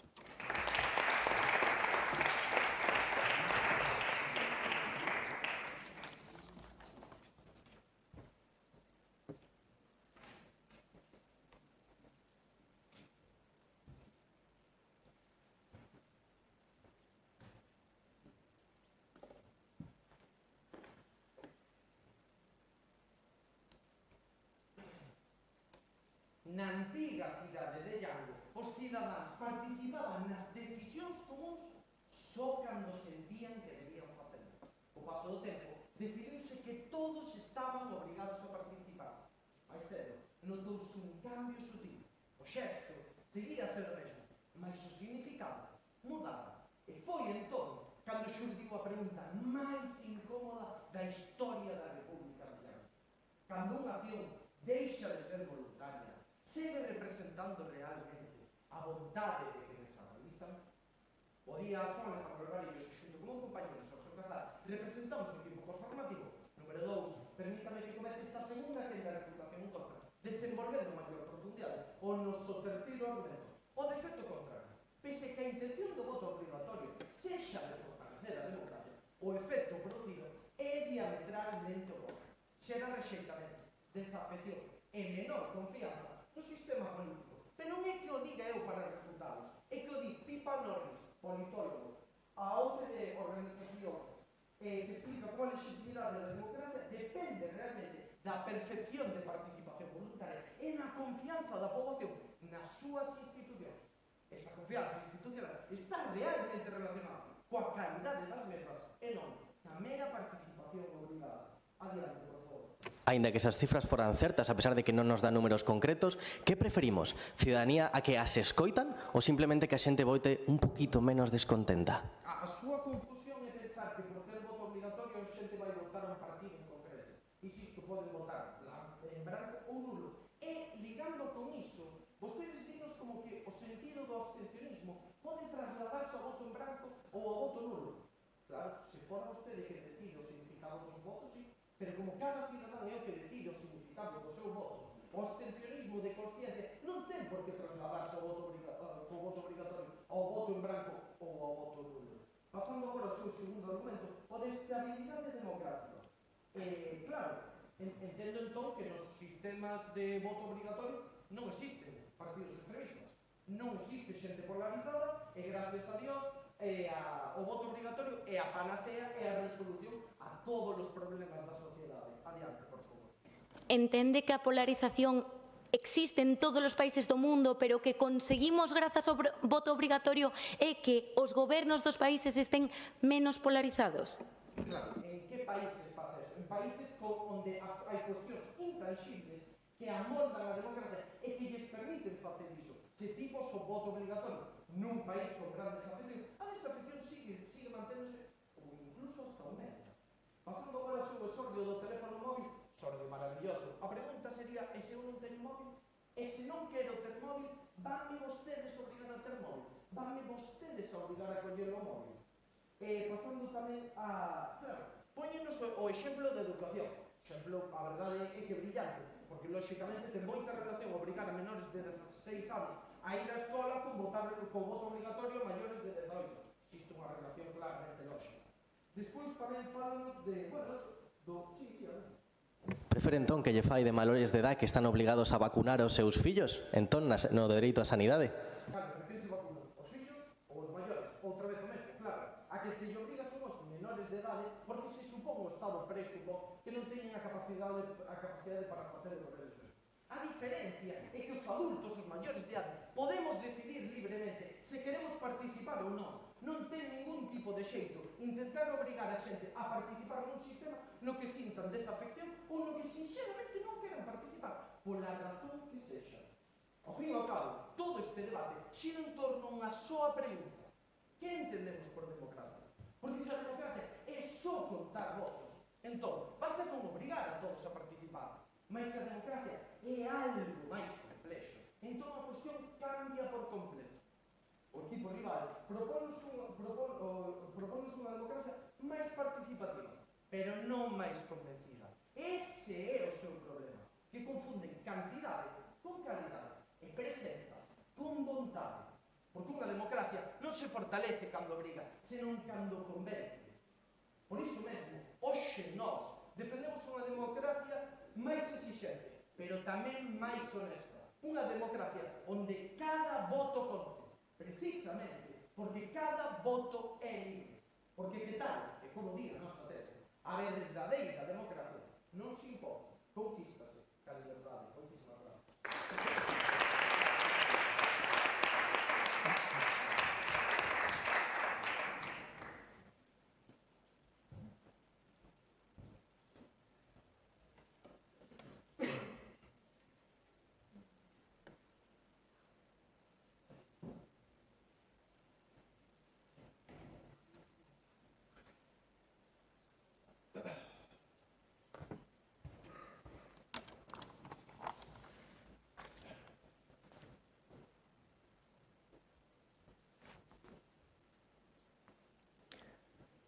Sergio plantexoume se habería outra solución ao problema.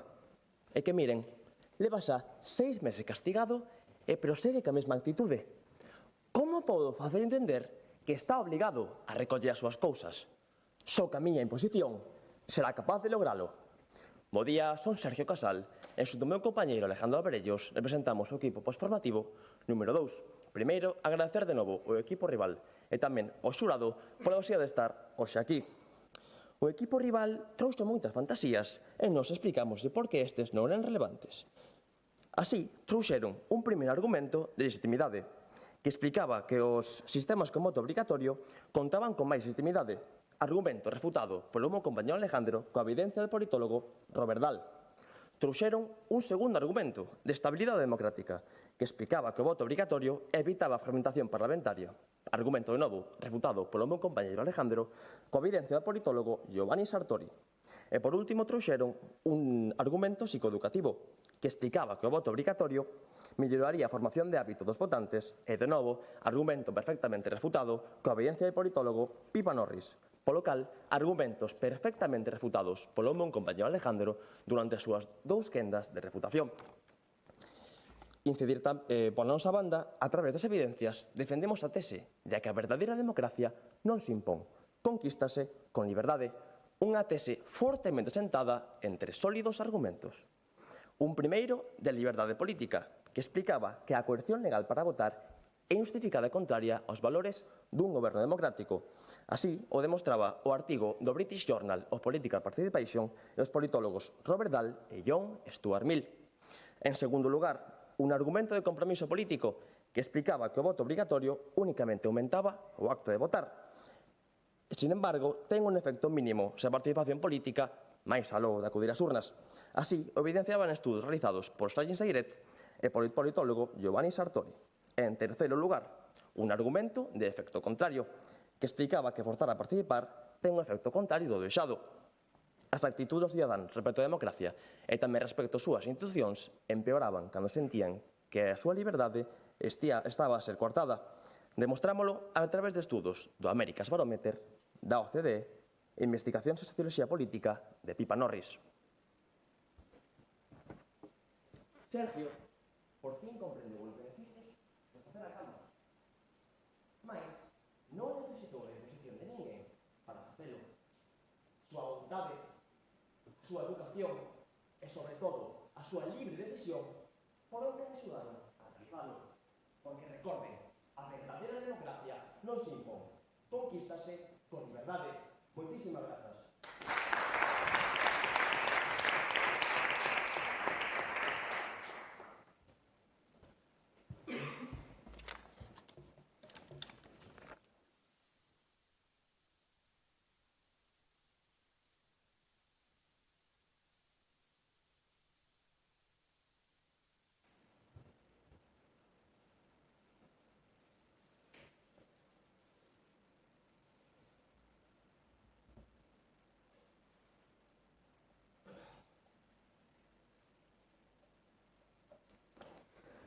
vanme facer agora mesmo un favor todos vos.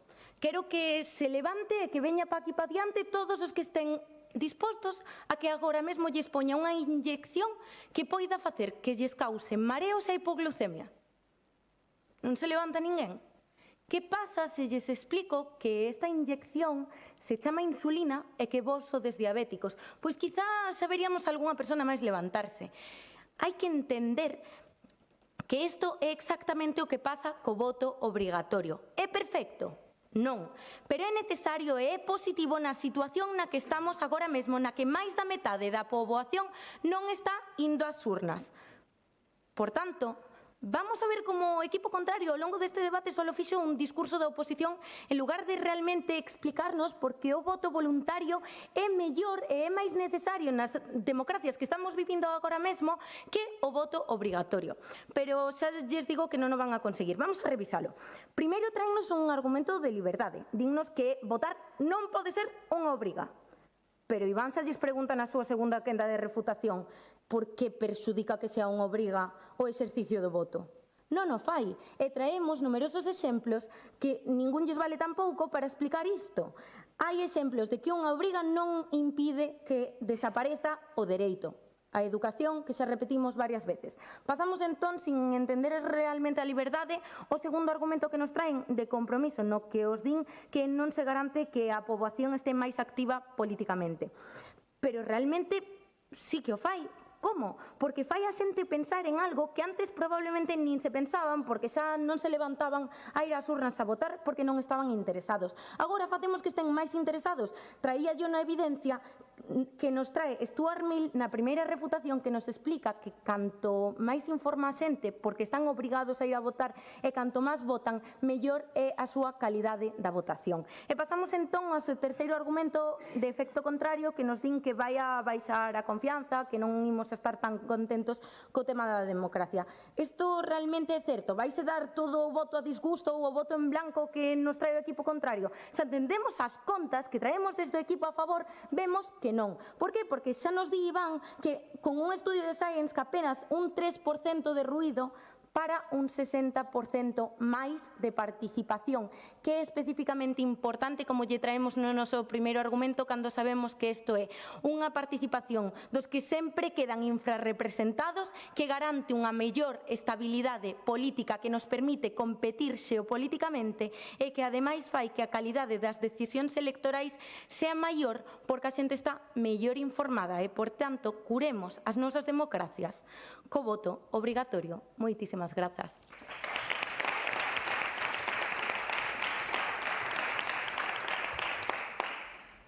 Ben, moitas grazas aos dous equipos por este tan bo debate. Nos, no noso caso, vamos a proceder a deliberar e exercer o noso voto obrigatorio. Grazas.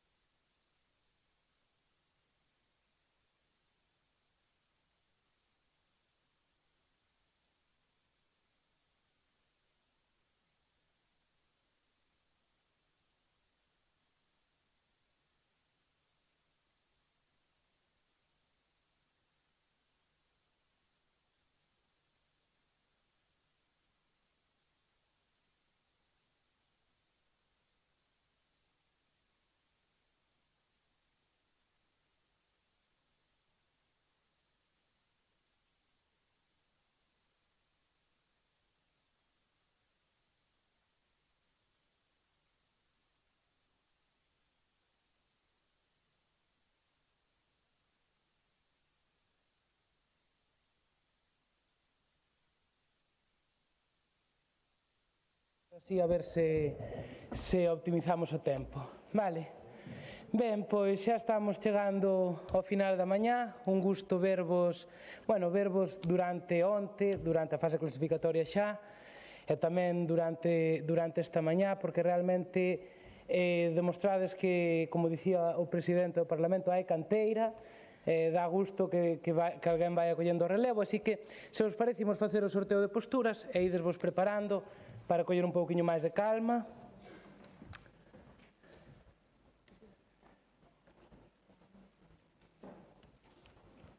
Escollede ben, Escoge tú.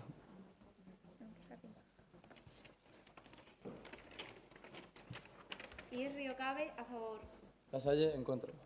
Moi ben, pois como eles mesmos dixeron, temos que o IES Río Cabe defenderá a postura a favor e o Colexio La Salle a postura en contra.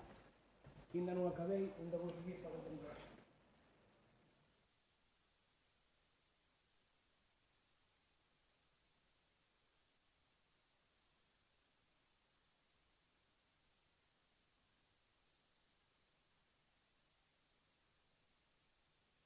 Ben, pois agora sí, que supoño que xa estaredes un pouquiño máis calmados ao saber a postura que tedes que defender. Quero darvos a benvida unha vez máis, e desta vez dunha maneira moi especial, a esta final da ESO do Parlamento Xove 2026, que é un programa da Consellería de Cultura, Lingua e Xuventude da Xunta de Galicia, a quen agradecemos enormemente esta iniciativa. E agradecemos tamén aos centros que sigan apostando por ela unha vez máis ano tras ano. Vale, os encargados de xulgar este debate imos ser, non vai en orde, pero Gabriela Rodríguez, Ana Varela, Tamara Cacheiro, Tamara Simón, Pilar Inchausti e Irene Curti e eu mesmo, Martín Gómez. Pola miña parte, eu creo que máis nada, recordade darlle o papel de micro para facer as preguntas, o botón de micro, e máis nada, moita calma, moito ánimo, moita sorte, e desfrutade este momento que hai de recordar toda a vida. Vale?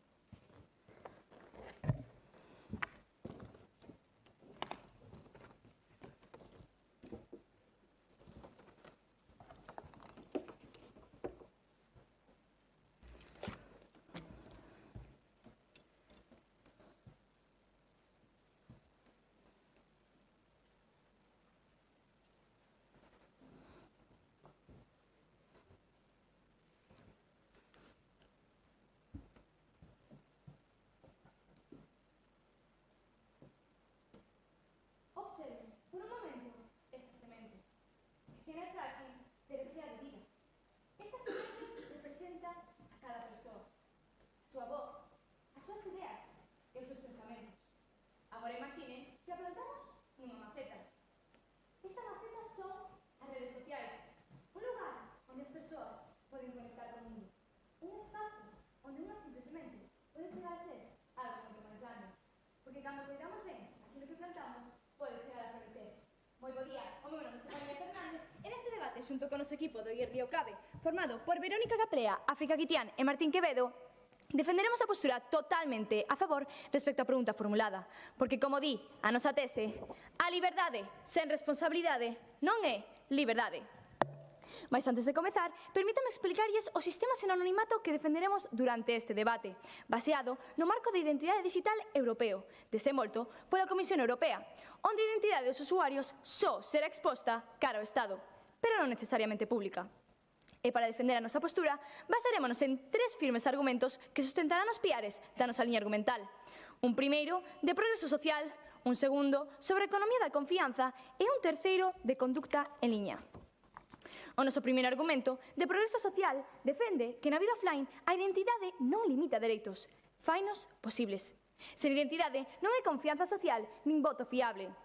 Porén, no ámbito digital, seguimos permitindo interaccións cun alto impacto sen responsabilidade verificable. E a historia tamén o demostra.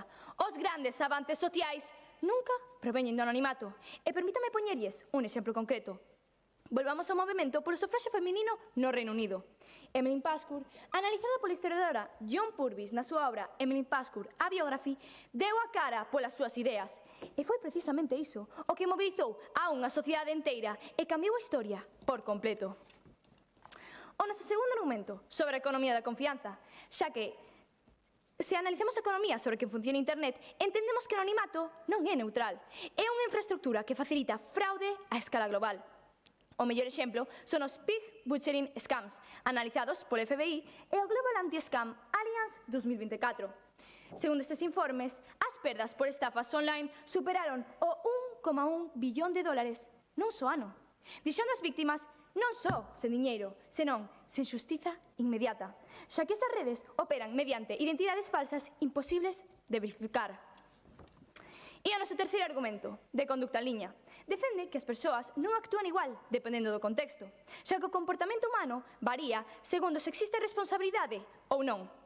O estudo desenvolto polos psicólogos sociais Tobin e Banman, titulado Os efectos do anonimato, desenvolveu un experimento con 242 participantes, onde analizouse como o anonimato afecta as discusións en liña. Os resultados foron claros. As persoas anónimas mostraron máis trolling e agresividade verbal, mentres que as persoas identificadas mantiveron conductas moito máis respectuosas. A conclusión foi que o anonimato reduce o autocontrol social e favorece comportamentos agresivos no entorno digital. A nosa postura e argumentos son claros. Así pois, antes de rematar a miña quenda, permítame recordar a nosa firme e contundente tese. A liberdade sen responsabilidade non é liberdade, que sustenta os nosos tres firmes argumentos. Un primeiro, de progreso social, un segundo, sobre a economía da confianza, e un terceiro, último, e non por iso menos importante, de conducta en liña. Observade, observade! A nosa planta xa está medrando, incluso mirado, xa ten ata formiguiñas. Moitísimas grazas.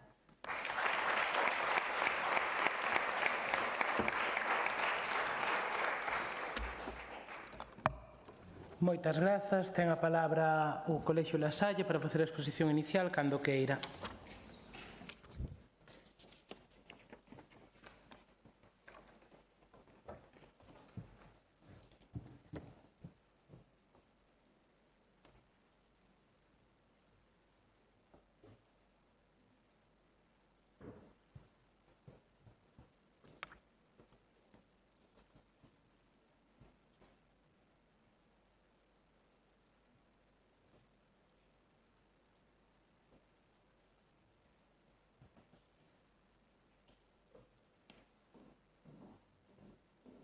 Queridos compañeros, China, Rusia, España e o resto de países presentes nesta asamblea.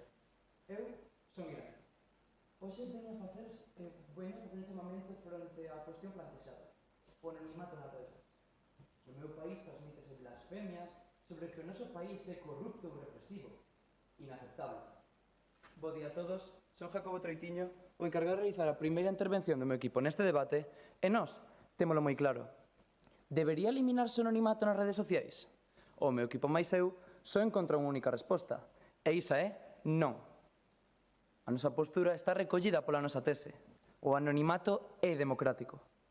Defendida, evidenciada polos nosos tres argumentos. Un primeiro de liberdade de opinión, un segundo de autodeterminación informativa e un último de imparcialidade. Antes de comezar con esa liña argumental, gustaríame deixar claro o contexto desa pregunta e a situación a que nos enfrentamos co termo anonimato, que segundo o portal Eurlex da Unión Europea, o anonimato nas redes sociais está vixente tan só para terceiros usuarios e baixo casi ningunha circunstancia de cara ás autoridades. IPs e rexistros permiten identificar o autor dun delito digital mediante unha orde xudicial. Con isto dito, expoñeremos o noso argumento de liberdade de expresión, onde defendemos que retirar o anonimato nas redes sociais suporía limitar este dereito e tamén o dereito á información, xa que moitas persoas necesitan esa protección para poder opinar sen medo a represións laborais ou políticas. Nun mundo onde a pegada digital condiciona oportunidades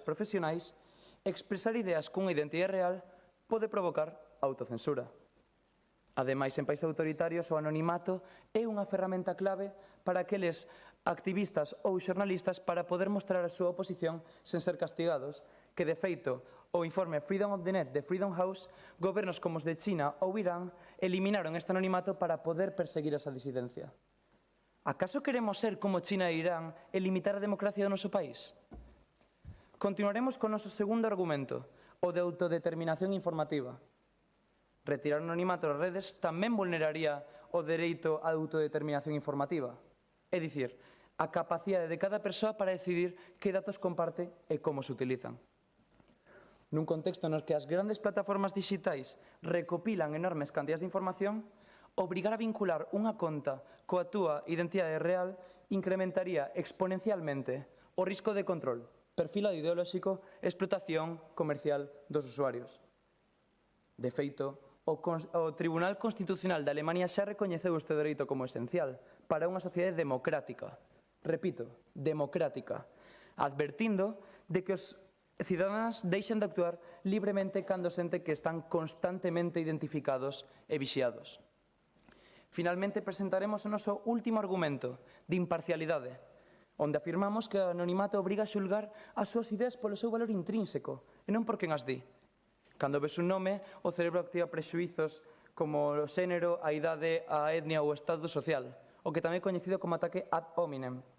E xusto por isto o anonimato nas redes favorece debates máis xustos e racionais, xa que nos centramos no argumento e non na persoa. Segundo un estudo da University of Zurich sobre participación en foros digitais, xa deixou isto claro, dicindo que os debates son máis xustos e racionais cando o anonimato está en xogo, porque o anonimato é democrático.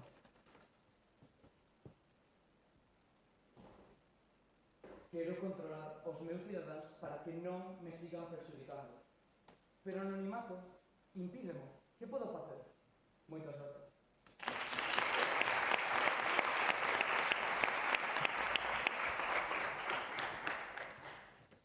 Moitas grazas, Jacobo. Imos coa primeira quenda de refutacións. Ten a palabra o IES Río Cabe cando queira.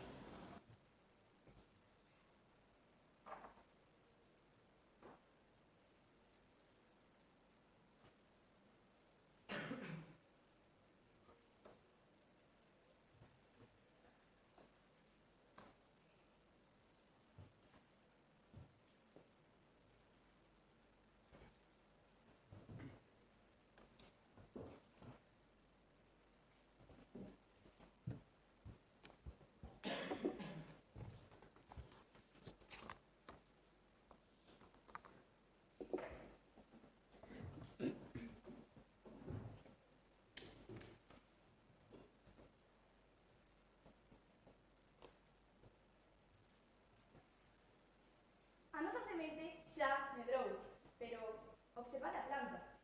As súas follas están secas, o tala, dobrada, as raíces, debilitadas. Pero non foi o tempo que nas destruiu, foron as formiguillas que as cegaron, foron as palabras dos anónimos. Cada insulto, cada ameaza, cada mensaxe de odio deixou unha marca na nosa planta, deixou unha marca na nosa vida. Porque a liberdade sen responsabilidade non é liberdade. Moi bo día, o meu nome é Verónica Caprea e realizarei a primeira refutación do noso equipo que neste debate posicionase totalmente a favor a pregunta plantexada, baseándonos en 3 argumentos. Pero antes de comezar a desenvolvelos, permítame refutar o equipo contrario, que comezan coa súa tese. O anonimato é democrático. É o seu primeiro argumento de liberdade de expresión, no que din que a eliminación do anonimato limita o dereito á información. Pero claramente, como explicamos no noso primeiro argumento de progreso social, o Parlamento Europeo, a través do Digital Services Act, recoñece que as contas falsas e anónimas facilitan campañas de manipulación política, desinformación e interferencias electorais, obrigando así as plataformas a reforzar a trazabilidade para poder protexer a integridade democrática. Entón, equipo contrario, realmente o anonimato protexe a nosa democracia e protexe a nosa sociedade? O noso equipo o ten claro, non. Ademais, no vosso primeiro argumento, tamén de liberdade de expresión, falades de países autoritarios e, ao igual que no vosso terceiro argumento, que decides que a eliminación do anonimato favorece debates e opinión E non importa quen fala, senón que fala. Pero claramente, como explicamos na nosa introducción, baseámonos no modelo do marco europeo EIDAS 2.0, no que é o Estado democrático o que sabe a nosa identidade. E somos nós os que denunciamos aquelas conductas que non favorecen a nosa sociedade. E non sabemos a identidade dos demais, pero é o Estado o que o denuncia e que pon os castigos. A súa pregunta? Que solución propoñe, por exemplo, para os países que non son democráticos, autoritarios, onde realmente se utiliza quitar o anonimato como un arma contra a democracia? Que solución propoñe para eses países? Como acabamos de explicar, baseámonos no marco europeo, onde Europa é unha completa democracia. Polo tanto, esta forma debe aplicarse soamente a democracias. Dito isto, procederei cos nosos argumentos. Un primeiro de progreso social, no cal tratamos unha realidade evidente. Ningunha estructura democrática funciona dentro do anonimato. Para votar, conducir ou estudar necesitamos identificación. Como explica Bun Chun Han en A Sociedade de Transparencia, unha sociedade anónima non será máis de verdade, senón máis opacidade. Porque cando non sabemos quen actúa, desaparece tamén a posibilidade de responsabilidade real e a confianza democrática debilítase. Ademais, o Parlamento Europeo evidencia que as contas anónimas non favorecen a nosa sociedade.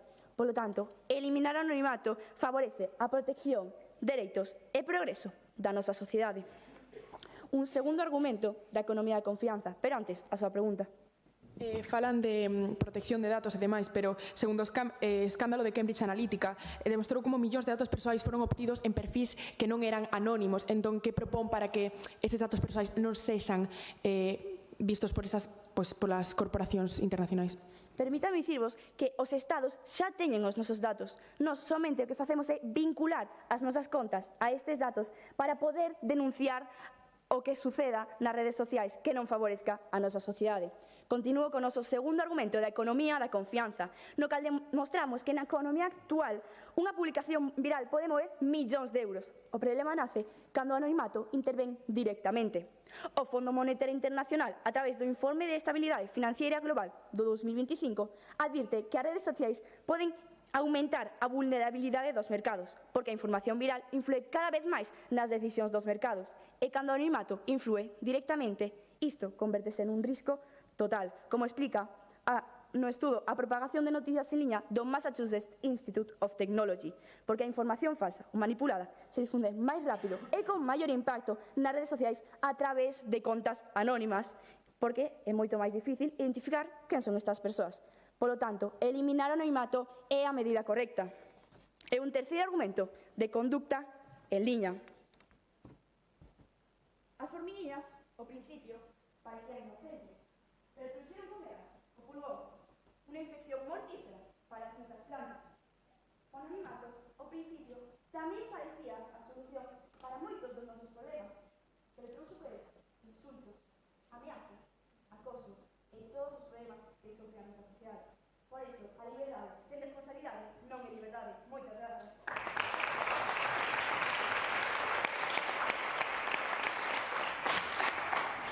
Moitas grazas, Verónica. Ten a palabra, se non me equivoco, Sofía, para facer a primeira refutación cando queira.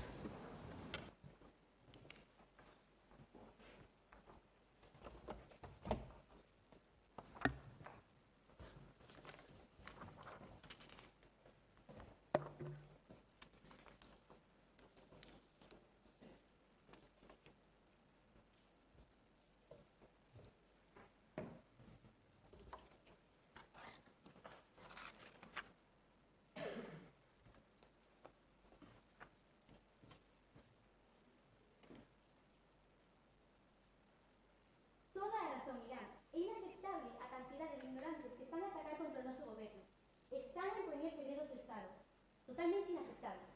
Bos días, son Sofía Blanco e son encargada de realizar a primeira quenda de refutación do meu equipo neste debate. Nos, ante a pregunta plantexada, situámonos totalmente en contra, defendendo a nosa postura coa nosa tese. O anonimato é democrático. Gustaríame así comezar polo voso primeiro argumento, o argumento de progreso social, onde defendedes que na vida offline a identidade non limita dereitos.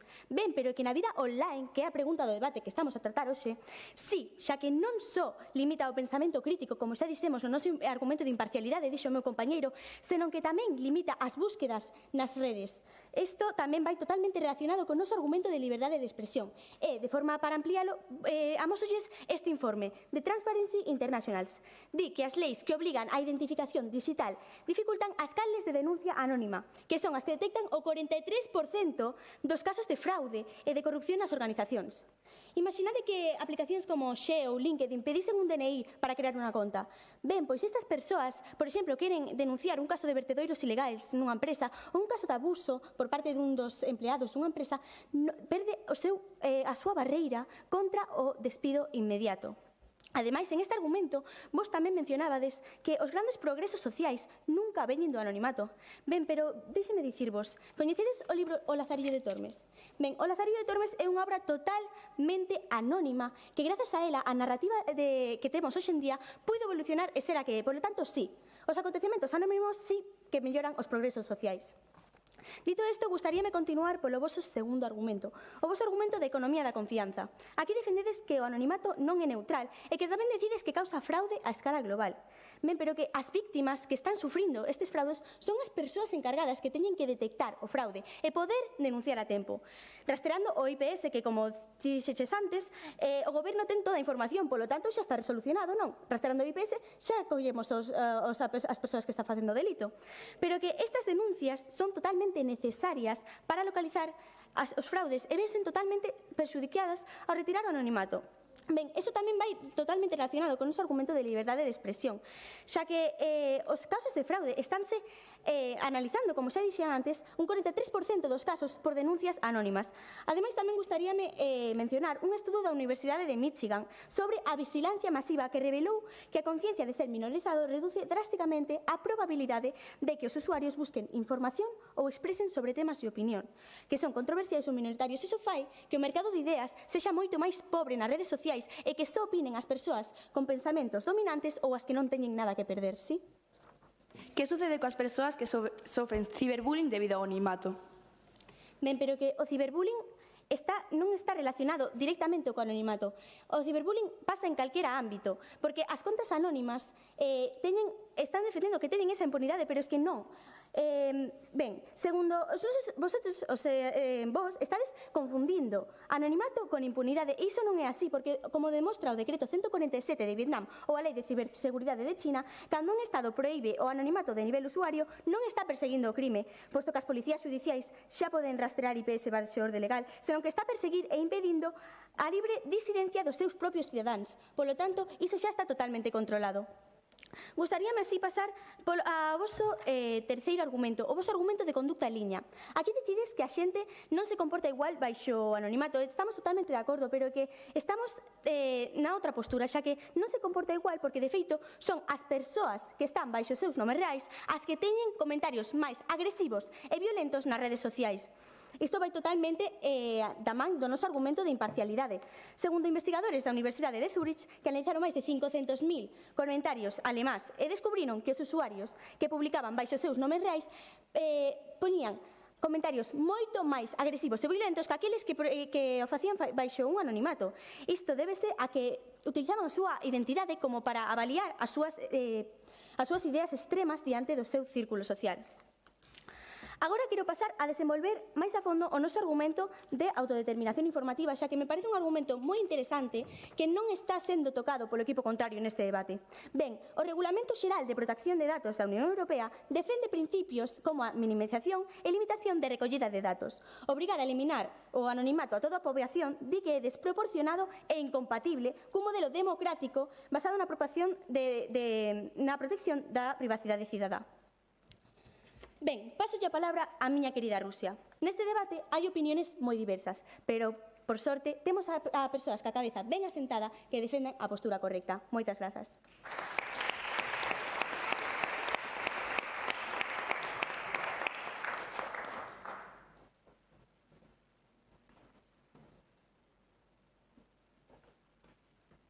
Moitas grazas, Sofía. Ten a palabra Olles de Río Cabe para facer a segunda quenda de refutacións.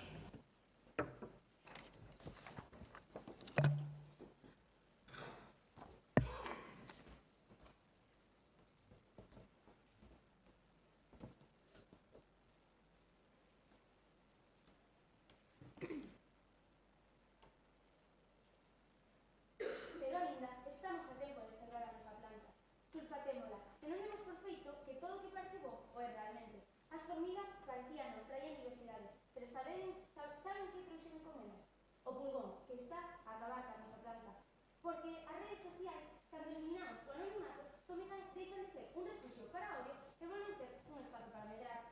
Moi bo día, o meu nome é África Licián e son a encargada da segunda refutación argumentativa do noso equipo que neste debate se posiciona totalmente a favor frente á cuestión plantexada.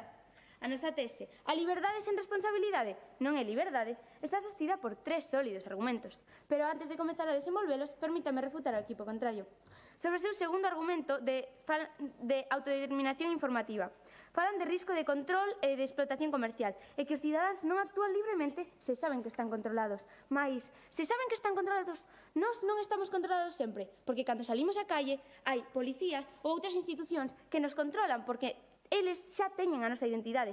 Por eso, como defendemos no noso marco europeo, como defende o Marco Europeo de Identidade Digital, nós non vamos a dar os datos a ninguén que non os teña ata agora, porque eu vou a saber que a outra conta que me está insultando ten unha identificación, non vou a saber cal, pero se me insulta, podo denunciala ao Estado e o Estado vai a saber quen é esa persoa. A súa pregunta. Se a identidade básica non é suficiente para denunciar estes delitos, que propón que o goberno consiga todos os datos de toda a cidadanía para conseguir ver cales son os delincuentes? Todos os datos? No, pero vamos a dar os datos básicos, como pode ser un DNI. O Estado vai a controlar eso, porque como xa decimos, como noso marco europeo, como marco digital europeo, eses datos xa os ten, co cal non ten que necesitar nada máis, simplemente esos datos, como cando, por exemplo, vamos ao hospital e damos a nosa tarxeta sanitaria, eles teñen un historial de todo o que temos. Pois iso mismo pasaría co modelo que propoñemos. A súa pregunta. Teñen algunha evidencia de que esta identificación básica que posúe o Estado teña eficacia sobre os delitos? Algún exemplo, algunha evidencia na que funcionara? Pero é que non hai ningunha evidencia deso porque é o que pasa sempre. Porque cando eu insulto a alguén pola calle, non levo unha bolsa na cabeza, digo yo, e a outra persoa pode denunciala, co cal vai a poder ser denunciada e poder ser condenada e xulgada polas institucións. Ademais, gustaríame falar tamén de que falaron sobre que o ciberbullying non está relacionado co anonimato. Mas permítanme dicirlles que o estudo Cyberbullying Among Phishing Adolescents, a Population-Based Study do Biomedical Center Public Health, analizou a 5.516 adolescentes de entre 12 e 18 anos. O 41,7% das víctimas das persoas foron acosadas por persoas anónimas e o 66,7% responden que identifican o anonimato como característica clave desos insultos. Agora sí, gustaríame continuar co desenvolvemento dos nosos argumentos. O noso primeiro argumento de progreso social e o noso segundo argumento de economía da confianza xa foron expostos pola miña compañeira Verónica. Por iso, permítanme centrarme no noso terceiro argumento, de conducta en liña, no que demostramos que as persoas varían a súa conducta e forma de expresarse dependendo do seu contexto. Coa presenza do anonimato, as mensaxes son difundidas sen ningunha carga moral, xa que o autor sabe que, independentemente do que diga, non vai a ser xulgado. O psicólogo John Kaufman, no seu artigo O efecto da desinhibición en liña, explica como a identidade condiciona como se perciben así. Explica como o anonimato reduce freos sociais internos, facilitando conductas moito máis agresivas e impulsivas. É dicir, non é que internet faga as persoas peores, é que elimina os mecanismos que fan posible a nosa convivencia. Pola contra, cando existe identidade, actívanse normas sociais fundamentais. Isto lévanos a unha conclusión clara. O anonimato non revela a verdadeira natureza humana, distorsiona, elimina os freos que fan posible a nosa convivencia. Por iso, eliminar o anonimato non fai as persoas perfectas, pero achegas máis ao comportamento que manteñen na vida real. E iso, nun espazo como as redes sociais, que xa ten consecuencias reais na actualidade, non é unha limitación, senón unha necesidade. Porque unha sociedade digital non pode construírse sobre a versión máis descontrolada do comportamento humano. Por iso, antes de rematar a miña intervención neste debate, gustaríame lembrar a nosa tese.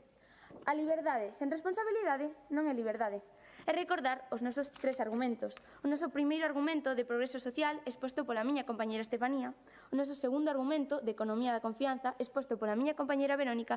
E, finalmente, o noso terceiro argumento, non menos importante, de conducta en liña, exposto por min mesma. E cito a Zygmunt Bauman, un recoñecido sociólogo británico, que dixo así: o anonimato é o fertilizante que precisa odio para medrar, que precisa odio para medrar sen control nin responsabilidade. Moitas grazas.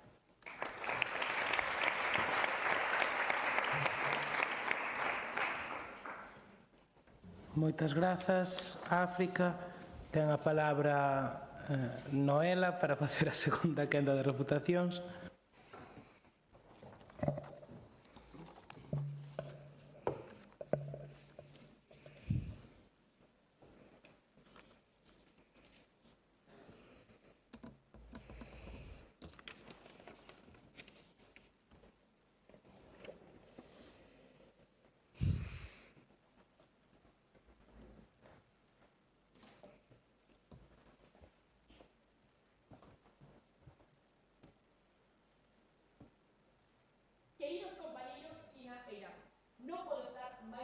coa vosa postura hoxe.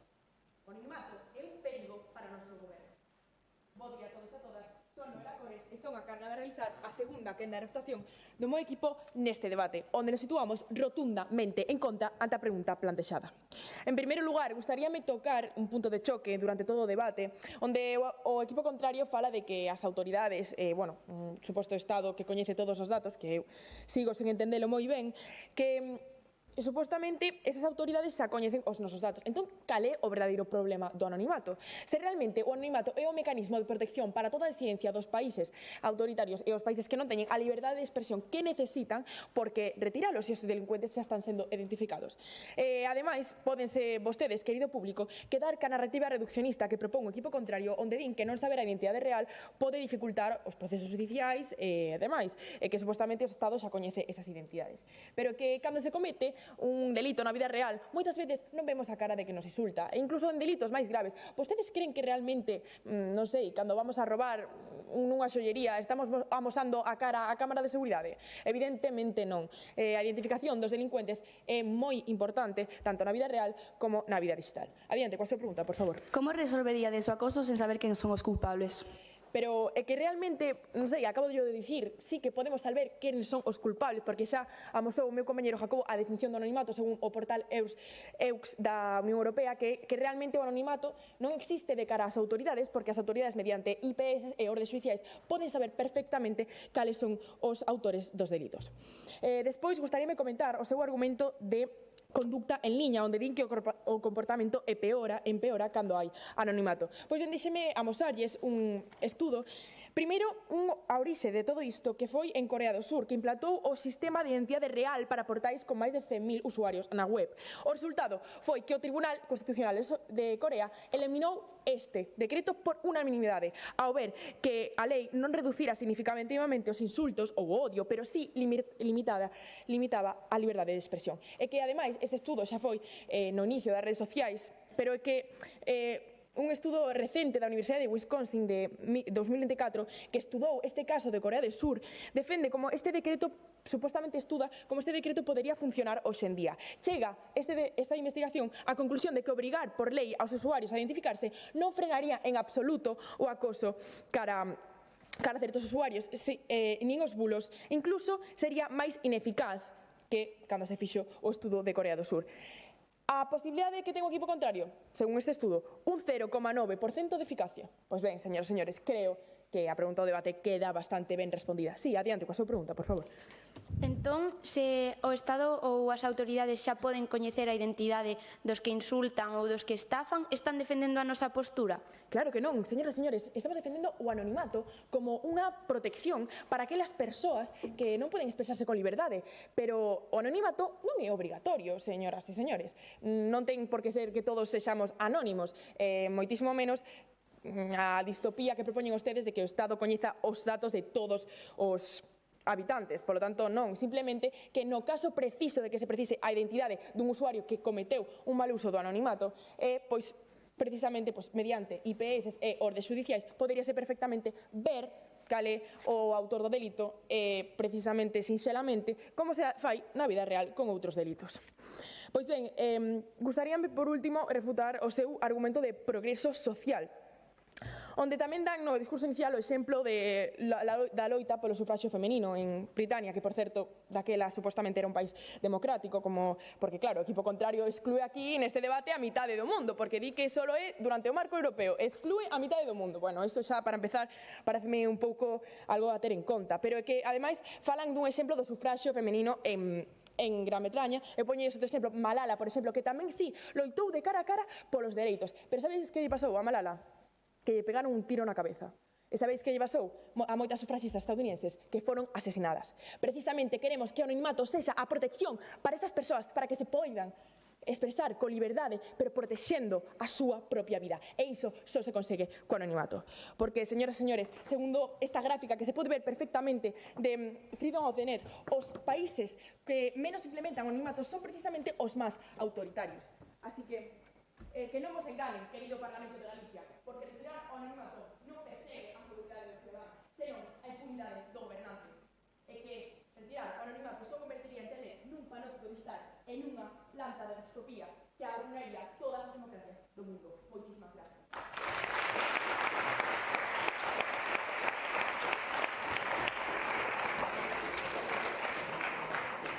Moitas grazas, Noela. Como sabedes, agora invírtese a orde e imos coa conclusión en contra do Colexio La Salle cando queirades.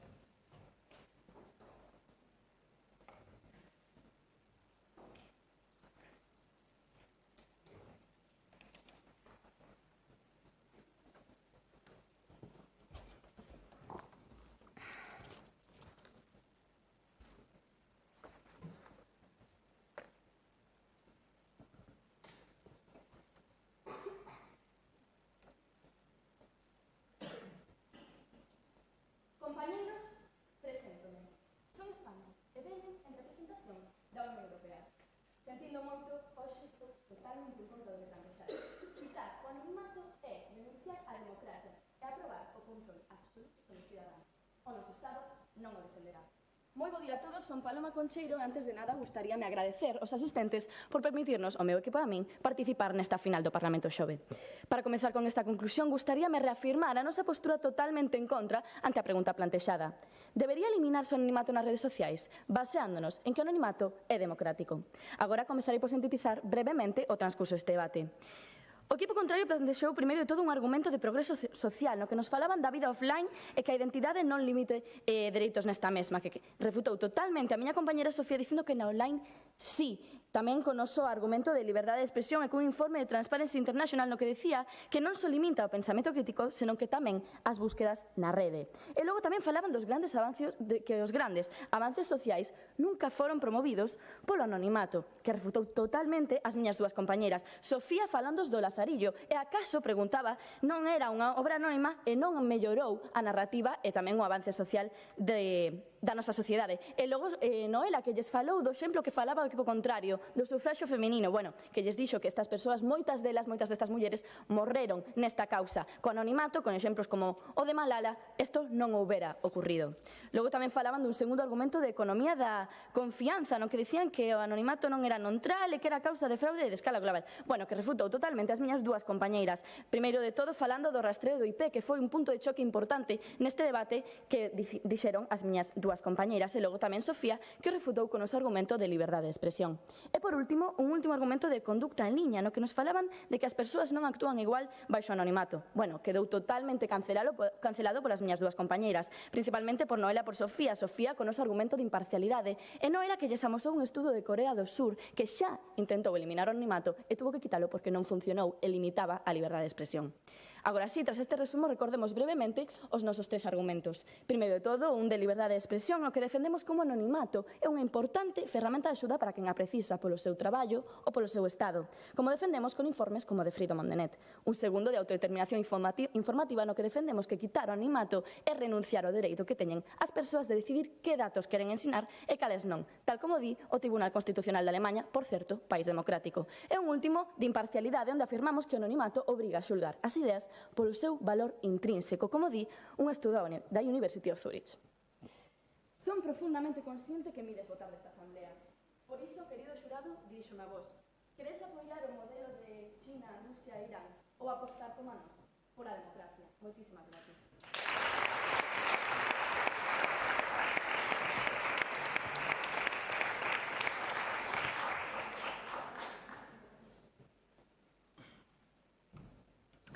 Moi ben, moitas grazas. Ten a palabra Martín para concluir a postura do equipo de Rioja.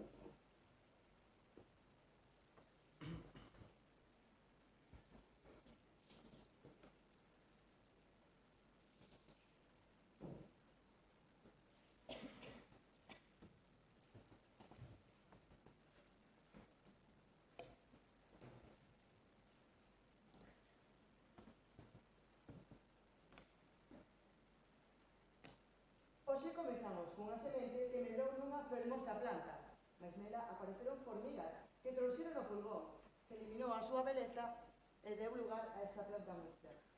Polo que aínda estamos a tempo de cortar esta situación e comezar de novo. Moi bo día, o meu nome é Martín Quevedo, conclusor do meu equipo, e neste debate nos encontramos a favor a cuestión formulada, de aí a nosa tese. A liberdade sen responsabilidade non é liberdade. E para defender esta postura, o meu equipo desenvolveu 3 argumentos, mas primeiro, permítame comentar o desenvolvemento do equipo contrario neste debate.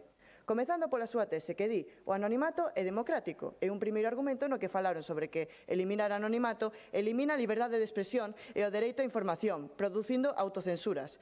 Ao que a miña compañeira Verónica refutou con o noso primeiro argumento de progreso social, no que dicimos que anonimato facilita a corrupción electoral, polo que anonimato non é democrático. O seu segundo argumento trata do risco de control ao vincular unha identificación cunha conta das redes sociais, o que fai que os cidadáns deixen de actuar libremente, sobre o que a miña compañeira África refutou dicindo que se non actúan libremente cando estamos identificados, como actuamos na vida real? Pois damos os nosos datos ao Estado, como defendemos no noso marco, mas estes xa o teñen. E, por último, o seu terceiro argumento, no que din que sen anonimato as persoas xulgan quen transmite a idea e non a idea en sí, sobre o que a miña compañeira Verónica refutou con o noso marco europeo, novamente, pois ninguén saberá quen fala, só o fará o Estado, cuxa misión será asegurar a seguridade en debates das redes sociais. Por outro lado, o meu equipo baseouse en 3 argumentos para defender por que o modelo que queremos levar a cabo é o máis adecuado para o futuro.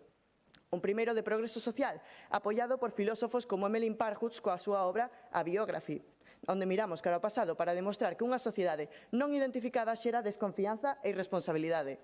Un segundo de economía de confianza, no que denunciamos os PIG Bachilin Scams, analizados polo FBI e polo Global Anti-Scam Alliance, que difunden información falsa e estafan a través das redes sociais, aproveitándose do anonimato. E un terceiro de conducta en liña, onde nos baseamos no estudo os efectos do anonimato aumentan o acoso en liña, para demostrar que, debido ao anonimato, as persoas tenden a comportarse máis agresivamente cando saben que non poden ser identificadas.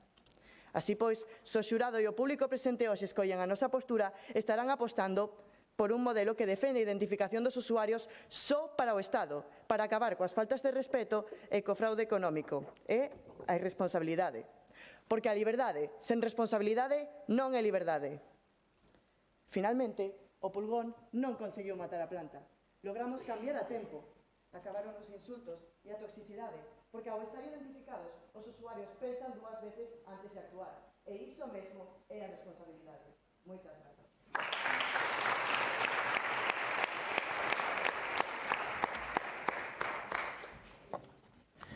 Ben, pois moitísimas grazas aos dous equipos e, sobre todo, moitísimos parabéns por este gran debate que xa creo que non tiñamos dúbida de que iba a ser digno da final, pero agora podemos dicir seguros que sí que o foi. Retirámonos a deliberar. Así que, bueno, xa saberedes os resultados, sentidevos gañadores todos, os 8, os coordinadores, por chegar ata aquí e por facer o gran traballo que fixestes. Vale, parabéns.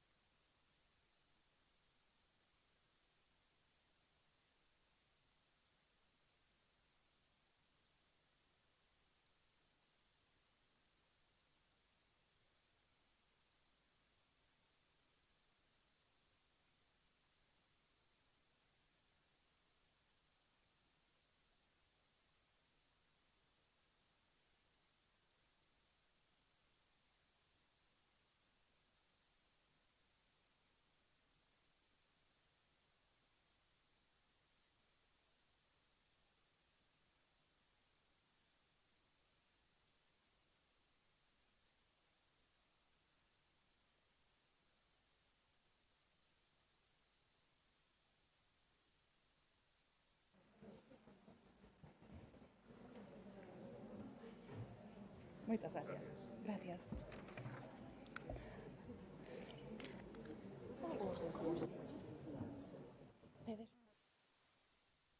Vamos a preguntar. Vale.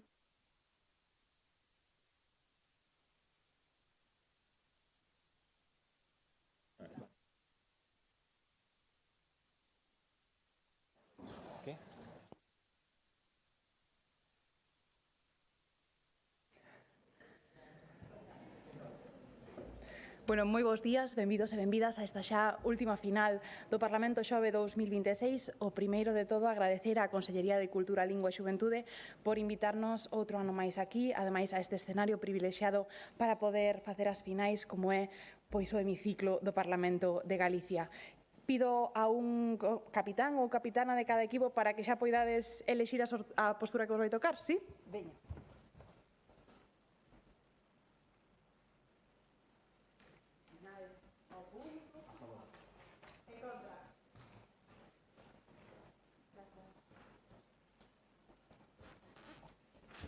Ben, polo tanto, o que se decidiu deste sorteo de posturas é que os compañeiros do IES Nosa Señora dos Ollos Grandes defenderán a postura a favor, mentres que os seus compañeiros do Rafael Puga Ramón 2 van defender a postura en contra no dilema que nos trae aquí nesta fase e nesta categoría, que se debería eliminarse o anonimato nas redes sociais. Pola miña parte, vou ser brevísima, quero darvos a noraboa por chegar hasta aquí e o traballo que facedes, tendo en conta todos os condicionantes que podedes ter, se sodes de segundo de BAC, vindes de selectividade, soubesteis as notas ontes, entonces tedes que estar orgullosísimos por todo o traballo que facedes, pola capacidade que tedes para escoitar e pola capacidade que tedes para comunicar. É brillante e auguro vos non só un moi bon futuro hoxe nesta final, porque vai ser brillante e vamos poder disfrutar moito os compañeros, sino tamén máis alo disto. Presento vos de paso aos compañeiros que estamos aquí hoxe con vos para vervos nesta maravillosa final. Pola miña dereita temos a Clara, a Juan e a María, pola miña esquerda a Roberto, a Jaime e a María, e eu que vos falo son Natalia. Xa digo, non me estendo máis, espero que teñades moitísima sorte e que poidades disfrutar moitísimo, vale? Moitas gracias.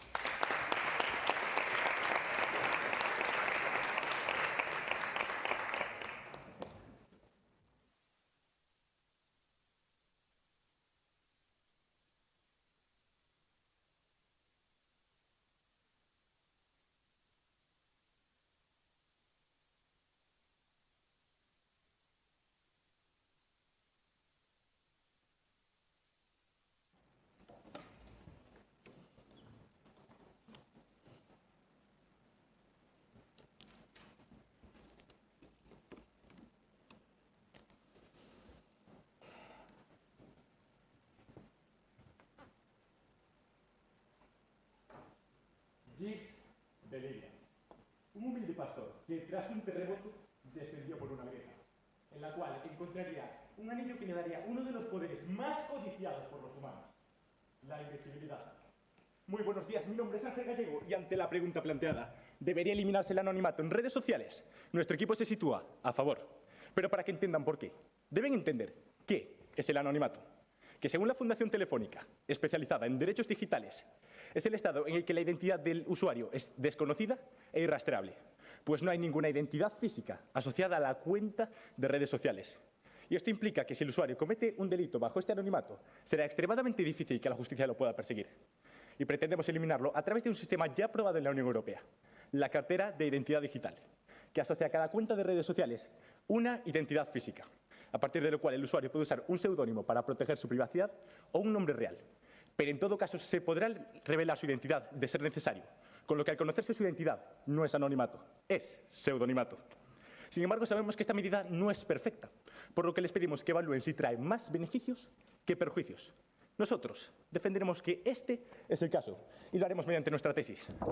Quien proteja al culpable, castiga al inocente. Y nuestro primer argumento de impunidad, en el que afirmamos que la impunidad del anonimato vulnera los derechos humanos. Y así lo recoge la propia Declaración Universal de los Derechos Humanos, que recoge que toda persona tiene derecho a un recurso efectivo ante los tribunales, que la ampare ante actos que violen sus derechos. Sin embargo, tal y como nos muestra Alex Crigelmo en su libro La perversión del anonimato, al permitir la existencia del anonimato, vulneramos este derecho. Pues creamos un espacio donde es imposible identificar a quien cometió el crimen, con lo que delitos que juzgaríamos en el mundo físico, en el mundo digital, a causa del anonimato, quedan impunes. De forma que debemos eliminarlo para desbloquear la justicia y proteger a la víctima. Porque recuerden que donde termina la identidad, muere la justicia.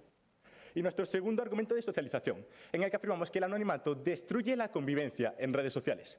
Pues al ocultar su identidad real, el usuario desconecta su autoconciencia. Y esto implica que,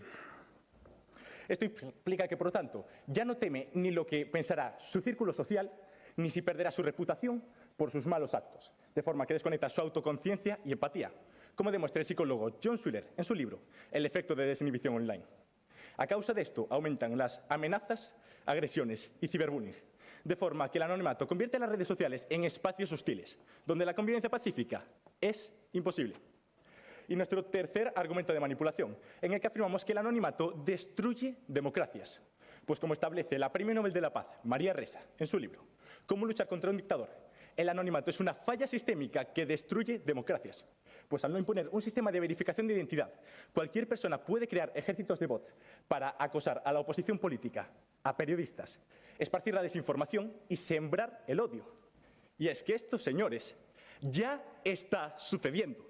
Pues como muestra el Real Instituto Elcano, el régimen ruso empleó ejércitos de bots para manipular la opinión pública en procesos electorales, como el referéndum de Cataluña del 2017. De esta forma, sean conscientes de que el anonimato es el arma perfecta para los enemigos de la democracia. Pero recapitulemos, porque les hemos demostrado que debemos eliminar el anonimato por los siguientes 3 motivos. En primer lugar, con nuestro argumento de impunidad, porque vulnera los derechos humanos. En segundo, con nuestro argumento de socialización, porque destruye la convivencia en redes. Y en tercero, con el de manipulación, porque es un arma destructora de democracias. Todo, bajo nuestra tesis. Quien protege al culpable, castiga al inocente. Y es que aquel humilde pastor, llamado Gix, usó este nuevo poder para asesinar al rey y usurpar su trono, siendo perfectamente consciente de que a causa de su visibilidad, la justicia nunca lo alcanzaría. Muchísimas gracias.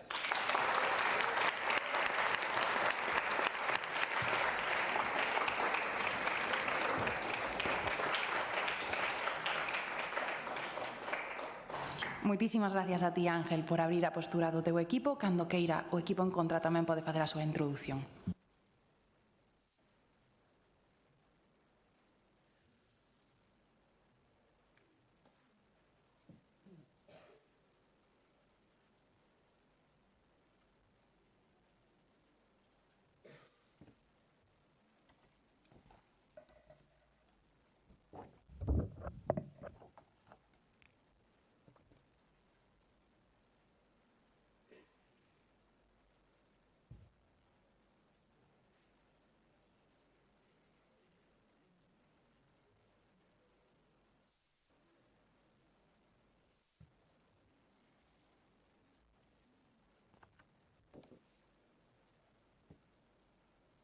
Mirade a miña última boledad. Acabo de rematala. Esta será a última vez que vexo. Esta tarde para que viera unha poxa. Non vos preocupedes, non vedes a mesma planela. Neste vídeo non me tenéis problema. Moi bo día a todos, distinguidos membros do xurado. Compoñentes do equipo contrario, moita sorte para vostedes tamén, e querido público. O meu nome é Roi Villón e xunto ás compañeras do equipo Díaz Rafael Pugarramón defenderemos a postura totalmente en contra da cuestión presentada neste debate. Debería eliminarse o anonimato das redes sociais? Claramente consideramos que non, e para defender a nosa postura baseámonos na nosa tese. Un nome nunca pode falar máis alto que unha voz. Pero antes de comezar, para a básica comprensión da pregunta, gustaría definir uns termos esenciais. O anonimato, condición de non poder ser identificado como autor ou responsable de algo, segundo a RAE. E segundo o Instituto Nacional de Ciberseguridade de España, as redes sociais son plataformas digitais que permiten aos usuarios crear perfis, compartir información e conectarse con outras persoas. Unha vez aclarados estes termos, pasaría a exposición dos nosos argumentos, sobre os que sostemos a nosa tese e nos que afondaremos nas próximas intervencións. Un primeiro de prexuizos, un segundo de loita social e, finalmente, un de dereitos inmutables. Comezando con o noso primeiro argumento, o argumento de prexuizos, onde defendemos como as ideas debense xulgar polo seu valor e non pola súa apariencia. O psicólogo Edward Thorndike demostrou co efecto halo que o noso cerebro asocia erróneamente a beleza ou estatus coa razón. Ademais, Richard Petty, o psicólogo social, confirma que nas redes sociais xa é suficiente unha foto de perfil para dictaminar se unha conta é crible ou non. Se eliminamos o anonimato, as redes serán puros escaparates onde o meu skincare ou a miña popularidade pesará moito máis que a miña lógica. Imaginadesvos que este xurado puntuase o noso debate polo prezo dos nosos zapatos. Absurdo, verdade? Quitar o anonimato non vai mellorar a situación, senón que introducirá os prexuizos do mundo real no mundo digital. Continuando con o noso segundo argumento, o argumento de loita social. O anonimato non é o agocho dos cobardes, é o escudo dos valentes. O politólogo James Scott explica que os oprimidos ao longo da historia necesitaban refuxiarse nas tabernas para explicar as súas necesidades, para expresarse. Hoxe en día, ese discurso oculto viaxe pola rede. A propia ONU recolle en informes oficiais que esta protección é unha ferramenta xurídica indispensable, xa que sen ela a liberdade de opinión sería inviable baixo certos réximes. No terreo práctico, organizacións como Amnistía Internacional advirten que o anonimato é o único salvavidas para aqueles xornalistas que intentan destapar tramas de corrupción. Quitar o anonimato, hoxe, é entregar a lista dos nomes da xente que quere cambiar o réxime. Non nos enganemos, prohibilo non vai a erradicar a crítica, pero o que sí que vai facer é deixar desamparados a todos aqueles que defenden a verdade. Para finalizar, o noso último argumento, o argumento de dereitos inmutables. Pois que debemos prohibir o anonimato, porque, se defendemos que prohibir o anonimato coarta de golpe as liberdades e a propia intimidade.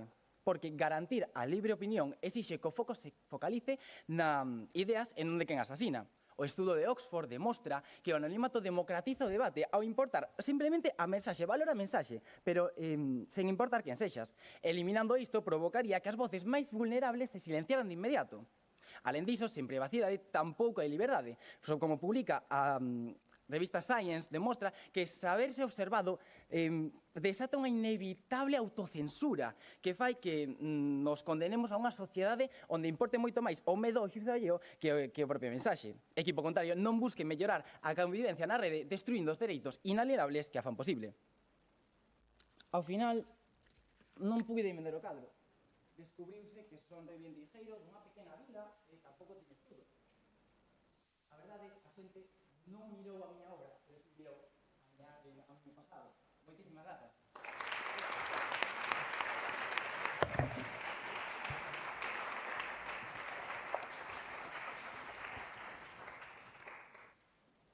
Moitas gracias a ti, Roi, pola introdución da vosa postura. Agora, cando queira, o equipo a favor podemos comezar ca primeira refutación.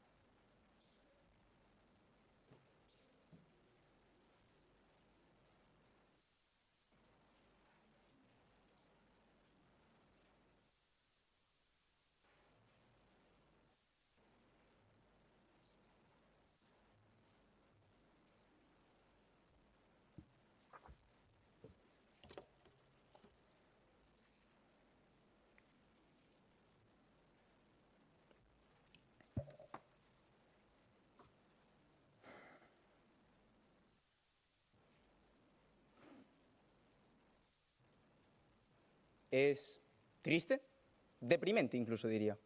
Es triste ver cómo las redes sociales se han convertido en un conjunto de ataques. Es triste ver como si pareciese que como sociedad nos intentásemos cazar a nosotros mismos. Y es más triste ver cómo usamos el anonimato para camuflarnos dentro de nuestra propia sociedad.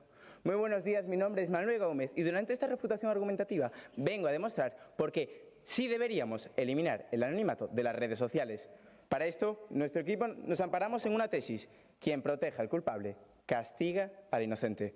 Pero antes de comenzar con nuestra propia línea argumental, nos gustaría hacer mención a lo expuesto por el equipo contrario.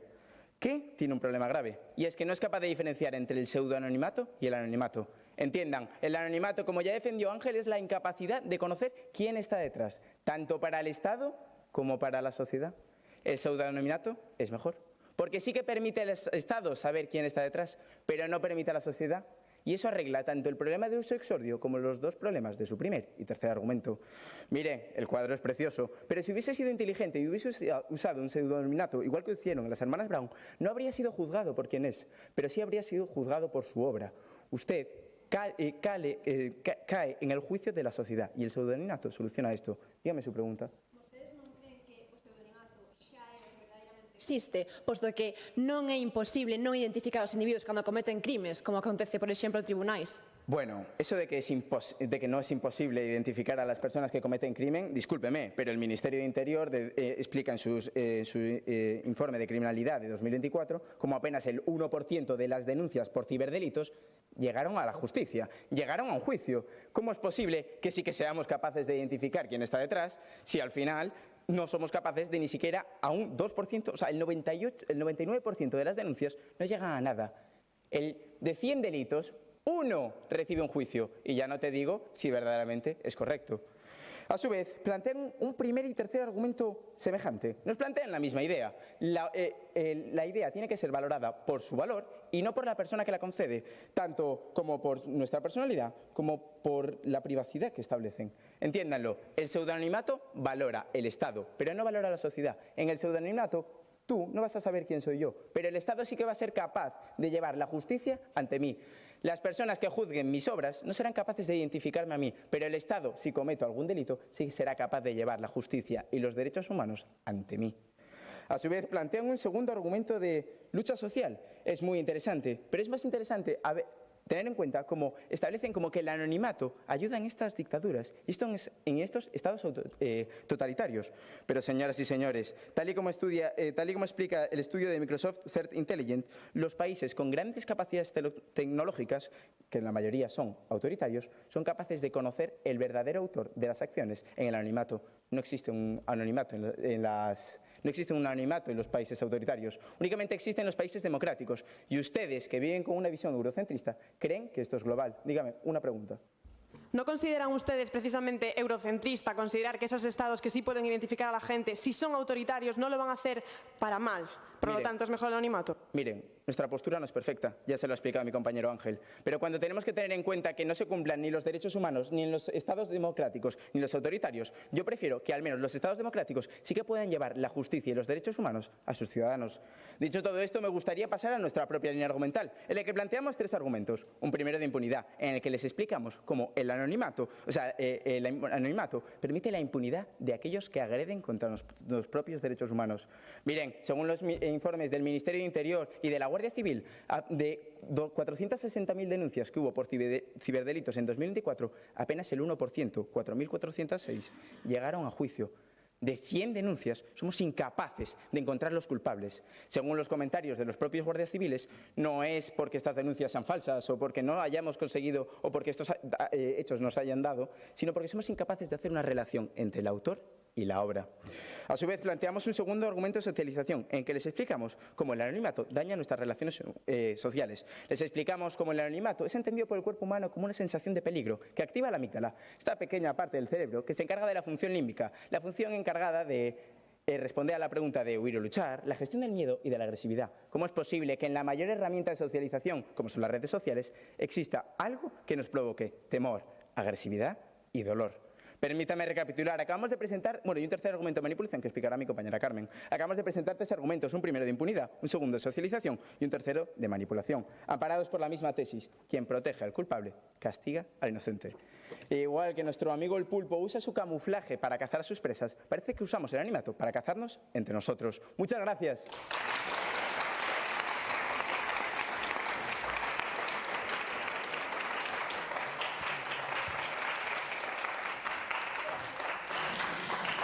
Moitas gracias a ti, Manuel, pola túa intervención. Agora, cando queira, o equipo en contra pode facer a súa primeira refutación.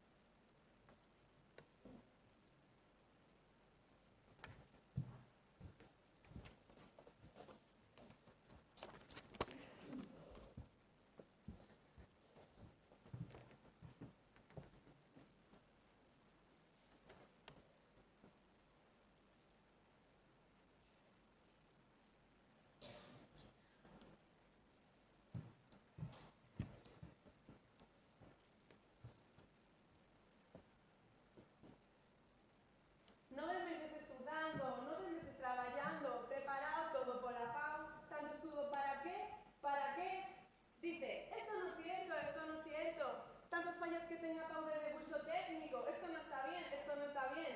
Se non fallan en historia, pois xa fallan en francés. Moi bo día a todos. O meu nome é Leticia Paz e son encargada de realizar a primeira reputación argumentativa do meu equipo neste debate. Lembremos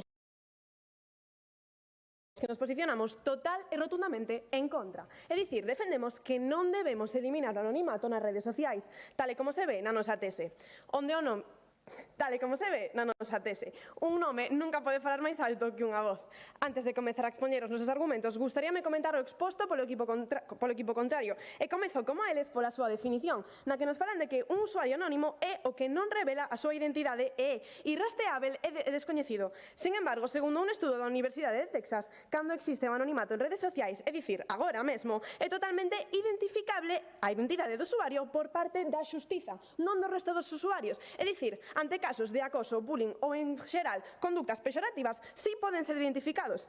A definición que nos amosa o equipo contrario é sinxelamente irreal. Están a falar dunha utopía, pero que o anonimato realmente non existe. Nos estamos a falar neste debate do anonimato nas redes sociais, porque esa é a pregunta. Ademais, falan vostedes de pseudonimato e o definen precisamente como anonimato. É dicir, estamos defendendo o mesmo equipo contrario, estamos todos de acordo. O anonimato non debe ser eliminado, ¿sí? Se, como digo vostede, todos son identificables, non cree vostede que entonces é porque xa se está eliminando o anonimato? Non cree vostede que entonces o que debemos facer é reforzar o anonimato para que non teña os seus presuicios que ten que se poden identificar os usuarios? Encántame esa pregunta, pero que precisamente o anonimato garante a nosa privacidade. É dicir, eu podo ter un nome, pero non teño a obriga de ensinarlle o meu DNI a todo este Parlamento, pero sí que a xente que o ten que saber, por exemplo, os membros deste Parlamento, os que me pediron a entrada, sí que poden saber. A xustiza, neste caso, sí sabe a miña identidade, pero eu manteño a miña privacidade. Ademais, fago referencia ao que dixo o seu primeiro refutador de que solamente o 1% dos delitos online son resoltos. Datos que eu non sei onde proceden, pero segundo do Ministerio do Interior son casi o 14% do total. É dicir, esta evidencia non é válida. Si, a súa pregunta? ¿Cómo es posible que si no existe el anonimato en redes sociales como ustedes defienden o acaba de estipular, cómo es posible que salgan a defenderlo, por tanto? Non, precisamente estamos dicindo que existen as redes sociais, pero que en casos como os que falan nos seus argumentos nos que se utiliza de xeito malo, pois sí que pode ser identificado polas autoridades, que son as que o teñen que saber, non o resto dos usuarios. Ben, agora sí procedo a refutar os seus argumentos como tal. E comezo polo primeiro, o de impunidade, no que din que onde remata a identidade morre a xustiza, e no que os falan do dereito ao amparo político. Reitérome, claramente temos dereito ao amparo político, pero que o anonimato non xera injustizas, fanno os criminais. Mostrolles a Lei de Enxuizamento Criminal Española, na que se falan de procedimentos específicos para identificar estes usuarios. É dicir, repito, que sí que poden ser identificados pola xustiza, non por resto de usuarios. Por lo tanto, sí hai anonimato, pero o que vostedes nombran como pseudo-anonimato. Continuo agora polo seu segundo argumento, o de socialización, no que nos din que o anonimato destrue a convivencia en redes sociais. Ben, porén, segundo a UNICEF, en España, en 2024, xa que vostedes nos falan de acoso e de ciberbullying, dignos que o acoso e o ciberbullying é exercido na maior parte por perfis identificados, porque precisamente o feito de que as víctimas saiban quen lles está exercendo este acoso fai máis dano. A súa intención é gañar un espazo social. Desafortunadamente, te remeto agora co seu terceiro argumento, o de manipulación, no que nos falan de que o anonimato destrue a democracia. Un pouco paradóxico, xa que todos sabemos que o anonimato é un piar fundamental da democracia. Acaso non son as eleccións electorais precisamente anónimas para garantir a igualdade? Ademais, segundo un estudo da CLE, en regímenes autoritarios que, sí, non é unha visión eurocentrista, todo o contrario, nos estamos vendo máis alá. Hai moitísimos regímenes autoritarios e segundo este estudo da CLE, nos regímenes autoritarios o anonimato é indispensable nas redes sociales para que poidan alzar a voz. Procedo agora a expoñer os nosos dous argumentos, os dous primeiros, e comezo polo de prexuizos, no que nos indica que quen e como somos influen na nosa repercusión nas redes sociais. E non o digo eu, senón que o din os psicólogos sociais Richard Petty e John Caciopos. Incluso neste debate eu vou ser xulgada pola miña apariencia antes que polos meus argumentos. Bueno, probablemente non, porque aquí temos unha grella, uns suíces, pero nas redes sociais non contamos con estes medios. Influe máis a nosa apariencia, o prezo dos nosos zapatos, como ha dixo o meu compañeiro Roy, que realmente o que digo, isto se quitamos o anonimato. Continuo con o noso segundo argumento, o de loita social, porque repito que non todas as realidades son como as que vivimos en Europa, e a loita social é anónima, como xa nos dixo James Scott, politólogo e antropólogo especializado en movementos sociais. O anonimato é indispensável para garantir a liberdade. Gustou vos o meu rap? Evidentemente non o publiquei a nome de Leticia Paz, pero se filtrou a miña identidade e agora me lo Roxana. Que marrón, que marrón. O meu nome falo máis alto que a miña voz. Moitas grazas.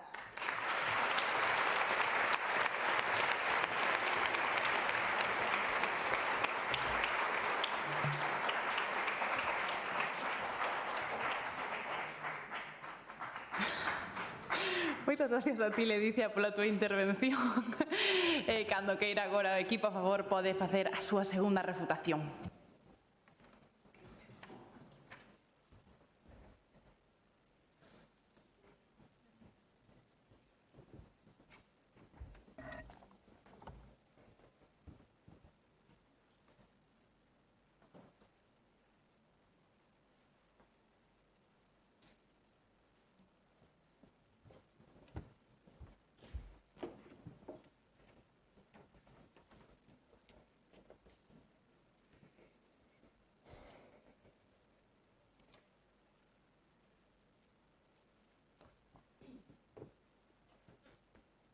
Hace mucho, mucho tiempo, la democracia era la luz. Sin embargo, tiempo después llegó un enemigo golpeando sin cesar, que nos sumió a todos en una ardiente oscuridad. Muy buenos días, mi nombre es Carmen Almich y durante esta segunda refutación argumentativa venimos a demostrarles por qué el anonimato sí debería ser eliminado en redes sociales, para lo cual queremos que recuerden bien nuestra tesis. Quien protege al culpable castiga al inocente. Sin embargo, parece ser que tenemos que volver a hacer una definición, porque además creo que caen ustedes en una contradicción. Primero de todo, anonimato significa que no se puede rastrear la identidad del usuario, porque si se puede rastrear, esto es pseudoanonimato, tal y como lo explica el diccionario especializado ISO en tecnología. Además, ustedes dicen que supuestamente con el anonimato se puede averiguar la identidad, pero luego defienden los regímenes autocráticos en los que también se podría adivinar esta identidad, según ustedes. Entonces, realmente, ¿cuál es el beneficio para estos países autocráticos si, según ustedes mismos, también se podría adivinar esta identidad? Pero, sin embargo, en esto también hay un problema que veremos más adelante.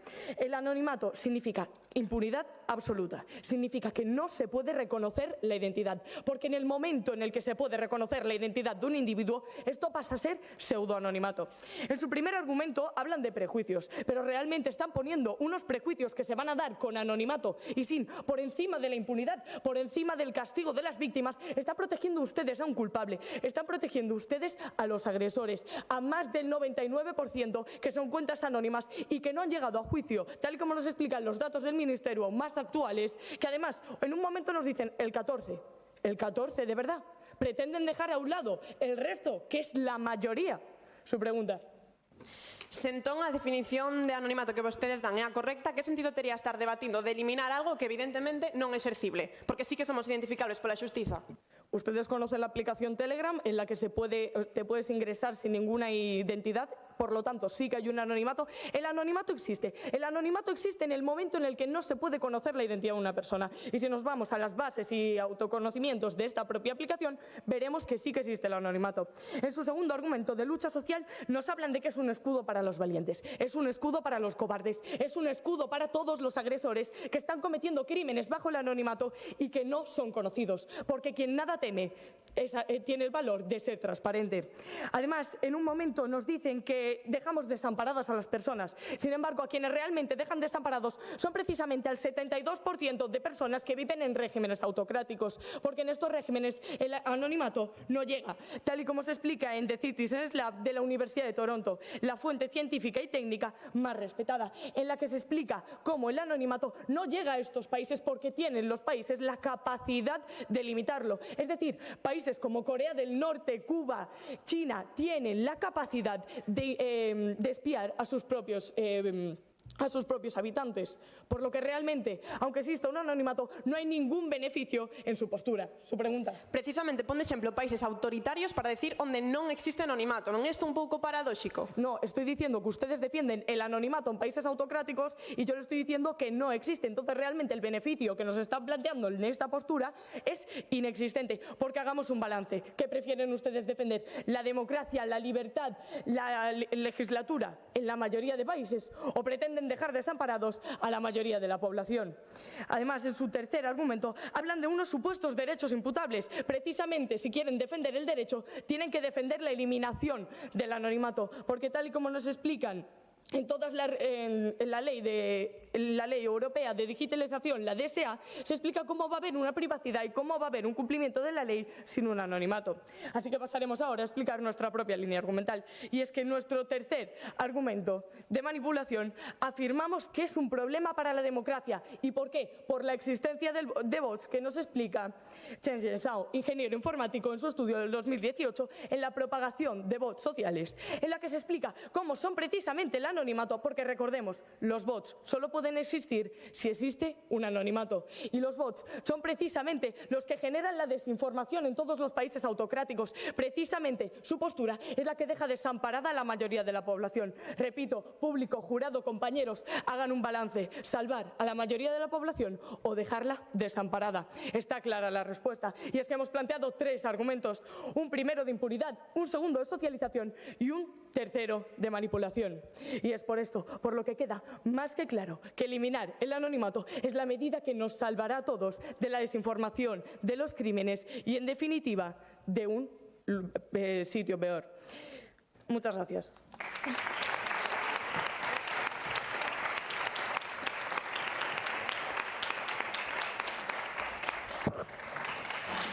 Moitas gracias a ti, Carmen, pola túa intervención. Agora, cando queira, o equipo en contra pode facer a súa segunda refutación.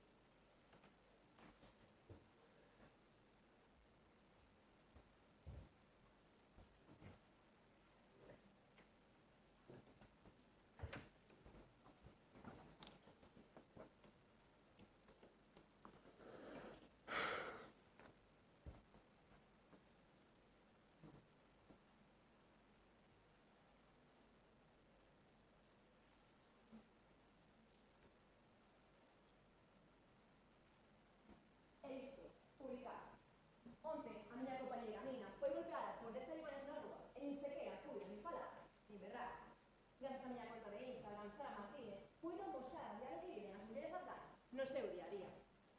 Bo día a todos. O meu nome é Cidade Perpetua e será encargada de realizar a segunda refutación argumentativa neste debate. Lembremos que nos posicionamos totalmente en contra, é dicir, defendemos que non se debería eliminar o anonimato das redes, baseándonos na nosa tese. Un nome nunca pode falar máis alto cunha voz. Gustaríame comezar polo ataque do equipo contrario, onde defende o anonimato como a causa do acoso. Pero é que, señoras e señores, non podemos romantizar o ser humano, é que está na súa natureza o acoso e a violencia. Iso é innegable, pero o anonimato non é a causa, porque segundo un estudo da Universidade de Stanford, concluíuse que o insulto, a descalificación e o acoso aparecen tanto en espacios anónimos como identificados. E, por outra banda, se non lle sirve un estudo, amollas arelles a realidade, porque en 2007 en Corea do Sur exixiuse a identificación real nos portais con gran audiencia. E saben vostedes o que pasou? Que non se reduciu significativamente o acoso, non se reduciu a desinformación e, de feito, producironse filtracións que afectaron aproximadamente ao 70% da poboación. Unha porcentaxe máis grande que ese 14% que defende o equipo contrario, ou 1%, sí? Sin embargo, puede ser que venga en la naturaleza humana, pero ¿no cree usted que a través del anonimato lo que estamos es catalizando esta agresión? Al permitirles que no se estén identificando, les permitimos que no tengan miedo ni de las consecuencias ni de ser detenidos. ¿No cree usted? Non, porque como xa xamosei non en toda a Universidade de Stanford, o acoso aparece tanto en entornos identificados como non identificados. E por outra banda, como xa puxo a miña compañera Ledicia, actualmente o anonimato permite que as persoas señan rastrexadas pola xustiza, por tanto, segue habendo consecuencias para os delincuentes, sí? Estamos de acuerdo en en que el acoso puede existir en ambas posturas. Sin embargo, en la suya exige una absoluta impunidad, puesto que el anonimato significa que no se reconoce la identidad. Entonces, ¿qué tiene que responder ante esto? Non é verdade, porque, como xa mosou a miña compañera Ledicia, segundo a propia legislación española e europea, sí que é posible a identificación do usuario. E, de feito, como xa vincia a miña compañera Ledicia, non é no 1% dos casos cando se identifica, senón no 14%. Por tanto, sí que é posible identificar e condenar os criminais. E, ademais, como xa mosamos isto, non se favorece o acoso, porque, como xa evidenciei con 2 estudos, un do experimento levado a cabo en Corea do Sur e outro na Universidade de Stanford, evidenciouse como ao eliminar o anonimato non se reducía o acoso.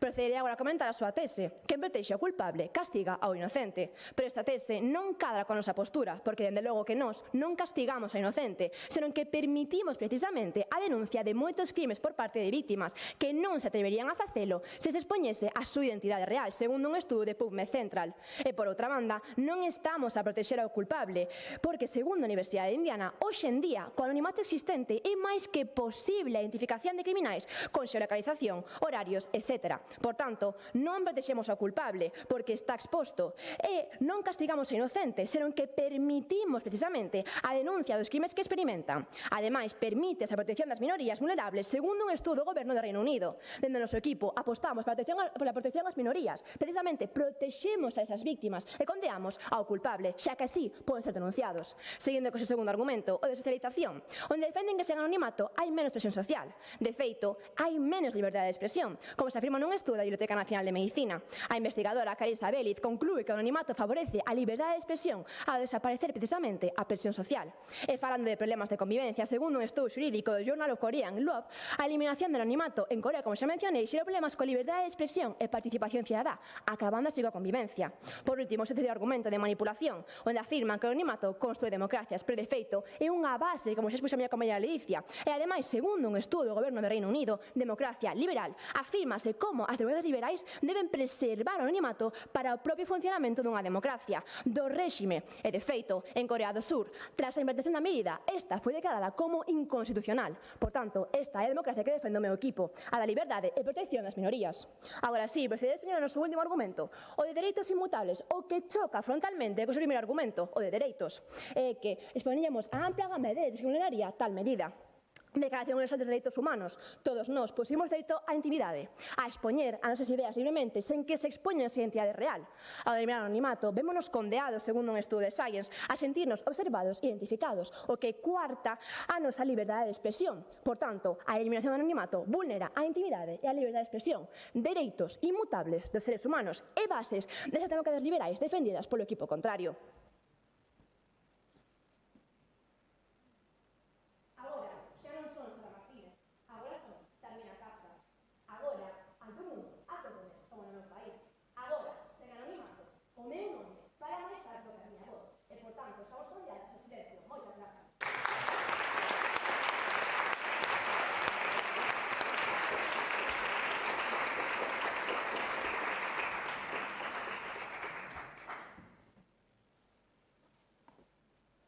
Moitas gracias a ti, Antía, pola túa intervención. Agora, como sabedes, é o momento no que se invirten os turnos e, polo tanto, vai comezar a conclusión en contra cando queira.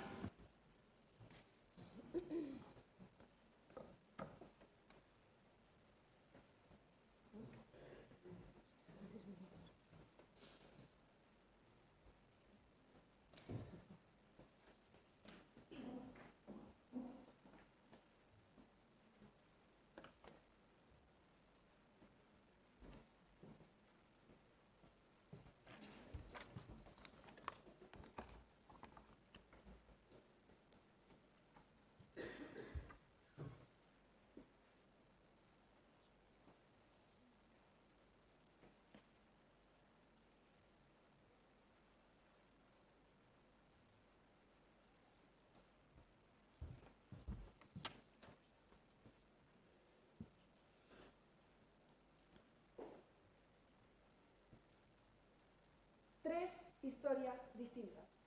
Un pintor que xa non pode vender a súa obra, unha rapera castigada por alzar a voz e unha muller afgana silenciada por contar a súa realidade. Tres voces que tiñan valor ata que se dispuxo unha etiqueta. Moi bo día a todos, son Marta Pan, a concursora do IRFEL Puigramón. Antes de nada, empezarei comentando a actuación do equipo contrario neste debate. Eles defenderon a postura a favor da pregunta presentada, baseándose na súa tese que en protexe o culpable castiga o inocente. E nos seus 3 argumentos. O primeiro deles de impunidade, no que falan de que o anonimato vulnera dereitos humanos e que os delitos quedan impunes con este anonimato. Pois ben, como comentaron as miñas compañeiras, existen procesos para identificar a criminais por parte da xustiza da verdadeiramente responsable de facelo, segundo a lei de enxuizamento criminal. O seu segundo argumento de socialización, no que falan de que o anonimato destrue a convivencia e provoca unha reducción da empatía e da autoconsciencia en redes. Pois ben, como xa comentaron as miñas compañeiras, este argumento cae polo seu propio peso, xa que o acoso, ciberbullying e todo tipo de conductas irresponsables son maioritariamente exercidos por perfís non anónimos e non por perfís anónimos en redes, segundo un estudo do UNICEF. É o seu terceiro argumento, de manipulación, no que falan da destrucción das democracias, da presenza de bots e aumento de odio. Pois ben, refutámolo con que o anonimato é indispensable na loita en réximes autoritarios, segundo un estudo do CELE. Agora, se me permiten, proceder a comentar a nosa actuación. Nos presentamos unha tese clara e contundente. Un nome nunca pode falar máis alto que unha voz. Esos son os 3 argumentos. O primeiro deles, de prexuizos, no que defendemos precisamente que os prexuizos condicionan as nosas percepcións en redes. E o anonimato o que diminúe esta influencia, segundo un estudo de Richard Petty e John Cachopos. O noso segundo argumento, de loita social, no que defendemos que o anonimato foi, ao longo da historia, unha ferramenta indispensable para loitar sen medo a represalias, como afirma un estudo de James Scott. Por último, o noso terceiro argumento, de dereitos inmutables, no que expoñemos que a prohibición do anonimato vulneraría dereitos fundamentais, como a liberdade de expresión ou a intimidade de cada individuo, segundo a Declaración Universal dos Dereitos Humanos. Tras este debate, quedou totalmente claro que ante a pregunta que hoxe nos trae aquí só hai unha posible resposta, e que se posicionan co equipo a favor estarán entón negando a realidade, que o anonimato existe en redes sociais, pero non nos tribunais, os verdadeiramente responsables da seguridade de todos nós, de todos os que estamos aquí e de todos os cidadáns. Está claro que non todos temos a sorte de nacer ou vivir nun Estado democrático, pero é precisamente a rede a que nos iguala, a que nos fai exactamente iguais uns a outros e a que nos permite expresarnos sen medo a represalias. É un feito, o anonimato iguálanos. Tras cada obra, canción e testemunha, hai unha voz que merece ser escoitada. Aproveitemos o anonimato, que é unha arma que nos fai iguais a todos. Non teñamos medo e valoremos o que verdadeiramente importa. E non permitamos que os nosos nomes poidan falar máis alto que as nosas voces. Moitas grazas.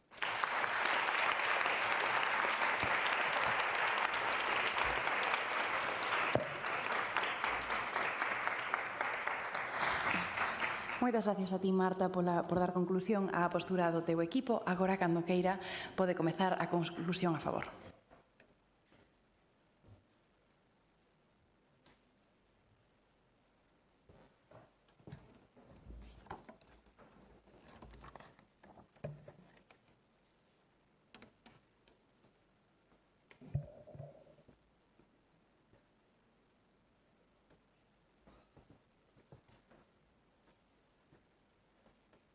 Hay lugares donde la luz no llega. Hay lugares donde todo está completamente oscuro. Y lo que creíamos claro se vuelve difuso. Muy buenos días, soy Claudia Pico y permítame recordarles que en este debate nos hemos posicionado totalmente a favor de la inviabilidad del anonimato. Nuestros compañeros, por supuesto, difieren y nos han presentado 3 argumentos. Un primero en el que nos hablan de los prejuicios. Pero bien, se lo ha explicado mi compañera Carmen, están poniendo por encima prejuicios que suceden en ambas posturas, por encima de datos del Ministerio Fiscal, que nos comenta como más de 460.000 delitos, únicamente el 1% puede ser imputado. Precisamente después viene un argumento de lucha social y nosotros somos conscientes de que nuestras medidas no son perfectas, pero por lo menos, se lo ha explicado mi compañero Manuel, son realizables. Pues bien, hablan del anonimato, de su importancia en los regímenes autocráticos. Pero ¿y si les dijésemos, como ya les hemos explicado, que para sus habitantes, es decir, el 72% del anonimato no existe, como explica el Microsoft Threat Intelligence, debido a los recursos que tienen estos gobiernos? Y finalmente un tercer argumento de derechos inmutables. Pero señores, aquí llevan arrastrando un error desde el principio de su intervención, como se lo han comentado mis compañeros. Pues bien, confunden pseudonimato con anonimato, conceptos completamente diferentes. Primero, como se lo ha explicado Carmen, avalan el anonimato, pero luego dicen que resulta que ante el juicio ya no es anonimato. Pero, señores, anonimato significa que no se puede identificar, muy diferente al pseudonimato, con el que el Gobierno sí lo podría en caso de crímenes, como dice el diccionario especializado, les recordamos, tecnológico ISO. Por nuestra parte, señores, lo tenemos claro. Quien protege al culpable y castiga al inocente, sustentado en 3 argumentos. El primero, de impunidad, y es que el anonimato vulnera completamente el derecho a un recurso efectivo ante tribunales. Así nos muestra datos del 2024 del Ministerio de Fiscalía. De 465.838 delitos en Internet, únicamente el 1% pudo ser imputado por la condición del anonimato. Donde acaba la identidad, señores, la justicia perece.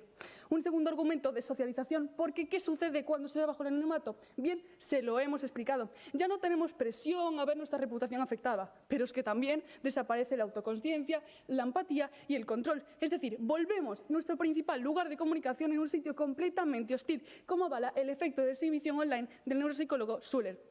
Finalmente, un tercer argumento de manipulación, el que hablamos de la existencia de bots que atentan contra la democracia. Bien, estos se arremeten contra opositores políticos y esparcen desinformación y odio, y así lo avala el Real Instituto Elcano, con una situación ya existente en las elecciones al referéndum de Cataluña del 2017. Es decir, denles el anonimato y tendrán la herramienta perfecta para acabar, señores, con la democracia.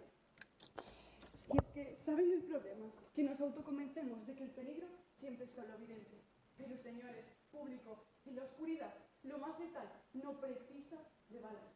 Y esa es la verdad. Pero adelante, sigamos con el anonimato. No hay mayor ciego que el que no quiere ver. Y recordemos que quien protege al culpable castiga al inocente. Muchísimas gracias.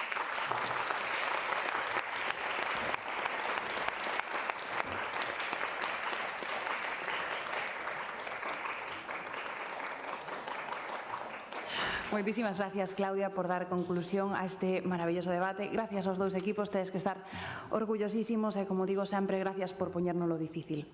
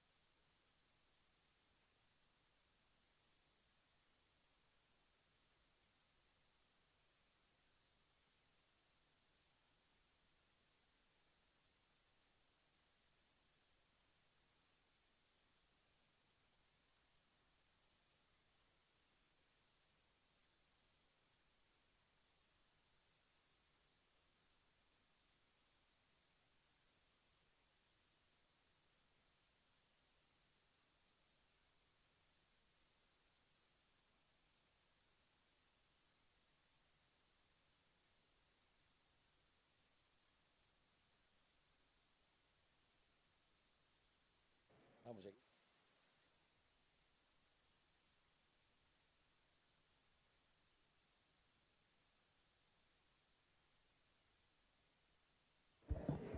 Ola, moi boa tarde xa son as 3:15, tendes un aguante interesante, importante, que levades aquí dende a primeira hora da mañán, pero eu quería aproveitar esta ocasión, que a veces é unha ocasión única no ano, nunha actividade como esta tan extraordinaria, para dicirvos unhas palabras e trasladaros algunha reflexión. Presentarvos a quen me acompaña hoxe aquí, empezando por a izquierda está Iago Suárez, deputado do Bloque Nacionalista Galego, compañeiro, xa sabedes que eu son o conselleiro de Cultura, pero os conselleiros non temos normalmente un sitio fixo no Parlamento.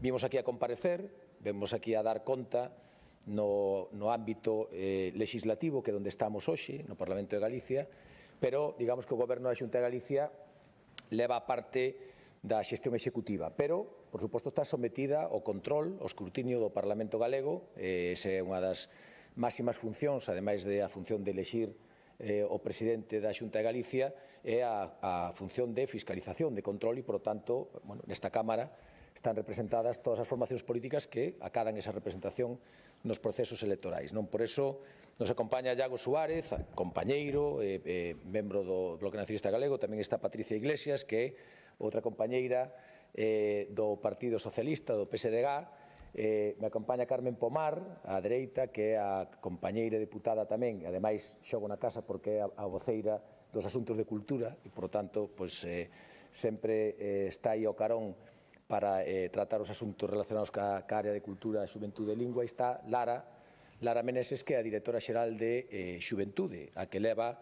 conmigo esas áreas de xuventude na Xunta de Galicia. Estamos aquí porque a verdade é que tócame falar en nome deles, creo que todos vamos a coincidir no mesmo. Estamos super orgullosos de como vides as novas xeracións, do traballo que facedes, da vosa capacidade para transmitir, pero non só para transmitir, porque moitas veces detrás de un proceso de comunicación, como vides a facer aquí, hai un proceso fundamental de debate, hai un proceso importantísimo de escoita tamén, de saber cales son os distintos puntos de vista, e despois, está un pouco máis a parte representativa que vimos a facer aquí, na que intentamos comunicar nun formato nada fácil como que tendes en este Parlamento xove. Non hai cousa a veces máis difícil que subirse a un atril como este, que sempre impón un pouco, ademais nun espazo como o Parlamento de Galicia, e ademais cunha pantalla que vai descontando o tempo e que un vai vendo como vai desgranando os argumentos, pero a veces non dá chegado a contar toda a información, todos os argumentos que o equipo, con moi bo criterio, preparou durante moitas horas. Por iso é un formato difícil, é un formato complexo. Seguramente vos encontredes máis cómodos en outro formato de comunicación, pero aquí é onde realmente se ven as eivas, os problemas, as cualidades básicas que todos atesourades. Por iso vos quero dar as gracias, darvos a benvida a vosa casa, ao Parlamento de Galicia, darlle tamén as gracias a todo o persoal, o equipo que está detrás de todo este proxecto, que son o xurado que fai un traballo non hoxe aquí vimos a fase final, pero durante moitos meses está elaborando, está preparando cada iniciativa de Parlamento Xoven. Agradecer tamén ao persoal da Cámara, que nos permite que todos os anos podamos facer aquí estas finais no Parlamento. Agradecer, por suposto, ao persoal da Dirección Xeral de Xuventude. Hai moita xente por aquí que, aínda que non a vexades, está coordinando, organizando para, na medida posible, intentar que todo salga ao nivel e altura que vos merecedes. Agradecer tamén ao público. Hoxe, este ano, hai moito público, moitas persoas, moitos familiares que se quixeron achegar a desfrutar, por que non decilo, a sentirse tamén certamente orgullosos do traballo que seguramente os seus fillos, as súas fillas, os seus netos ou netas ou amigos e amigas estades a facer aquí. Isto trascende de un mero debate, trascende dun mero concurso de dialéctica ou oratoria e vai moito máis alá. Esta é unha formación básica e fundamental que, por desgracia, non en moitos centros de ensino a teñen como propia. Eu creo que é unha das maiores aprendizaxes que pode haber na vida. É certo que nun mundo e aquí debatestes asuntos de moito interés, non? Pero nun mundo cada vez máis polarizado, nun mundo cada vez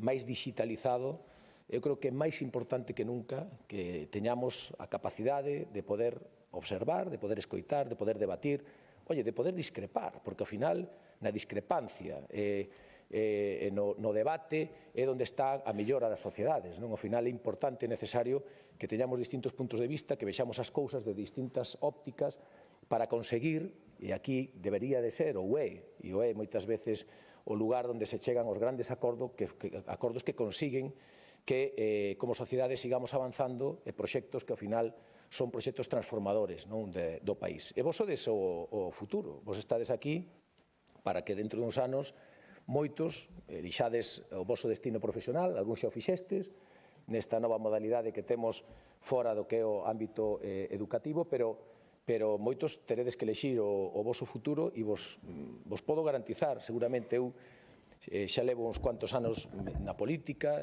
a miña profesión non é esta, eu teño outra profesión, pero fai algo máis de 20 anos entrei a formar parte dun equipo no ámbito municipal, nun concello, que é o Concello da Estrada.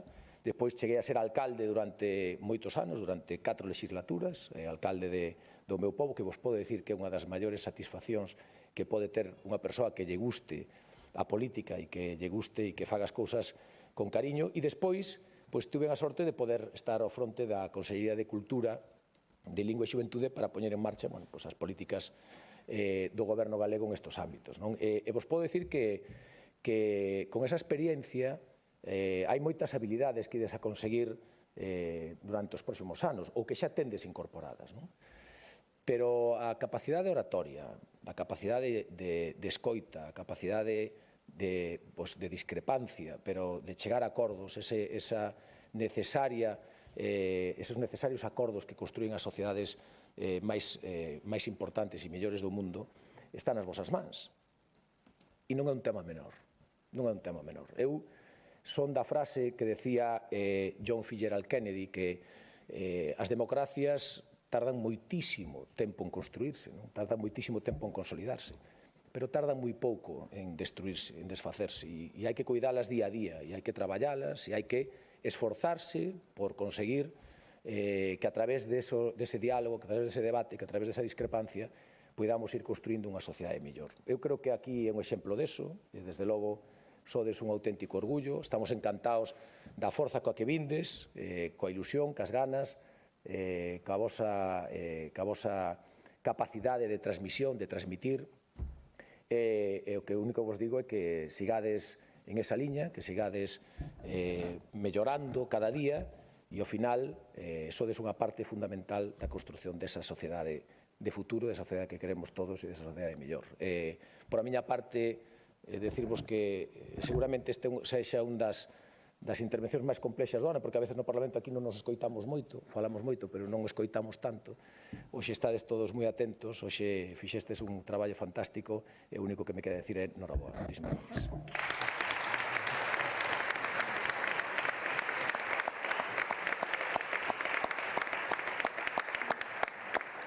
E agora temos... Procedemos agora á entrega dos premios. Premio aos mellores oradores. Mellor orador de ESO é para Álvaro Casado Campos, do Colexio Plurilingüe Santiago Apóstol. Fará entrega do premio dona Patricia Iglesias Rey, vicesecretaria da Mesa do Parlamento e representante do Grupo dos Socialistas de Galicia. Non pasa nada.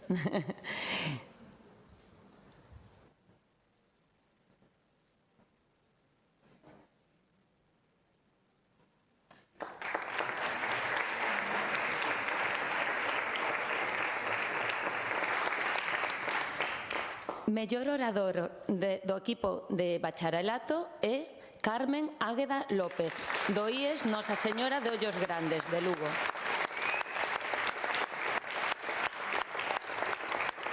Fará entrega do premio o deputado do grupo parlamentario, bueno, ahora da igual, do Bloque Nacionalista Galego, Iago Suárez Fernández.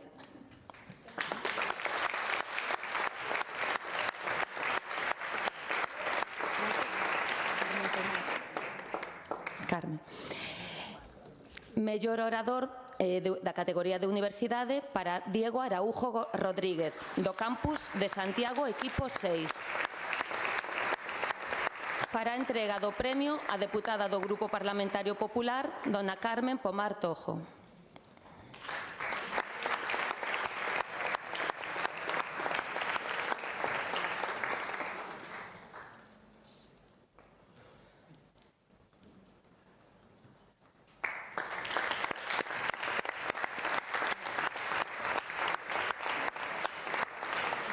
E o mellor orador da categoría posformativa é para Iván Fernández Fernández, do equipo 3 de posformativa.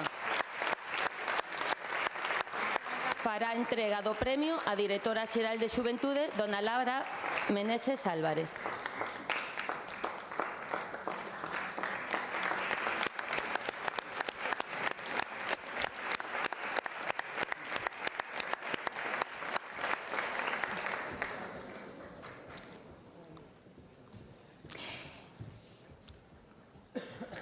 Premio Parlamento Xove 2026 para a categoría de ESO, o equipo gañador é o Colexio Plurilingüe La Salle.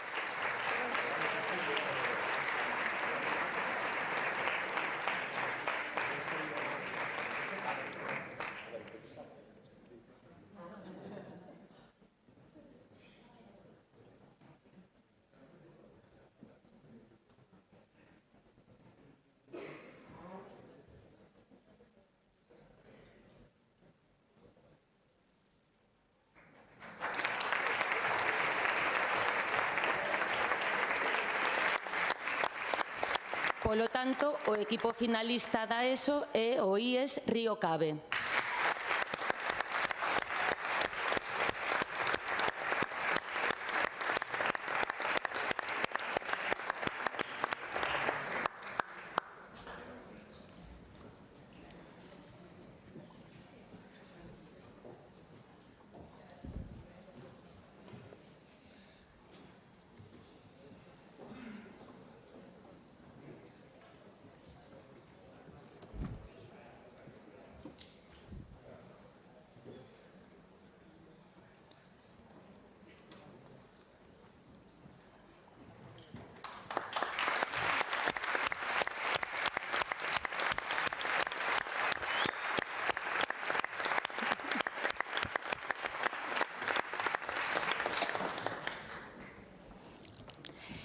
O equipo gañador do Parlamento Xove 2026 na categoría de bacharelato é o IES Nosa Señora dos Ollos Grandes.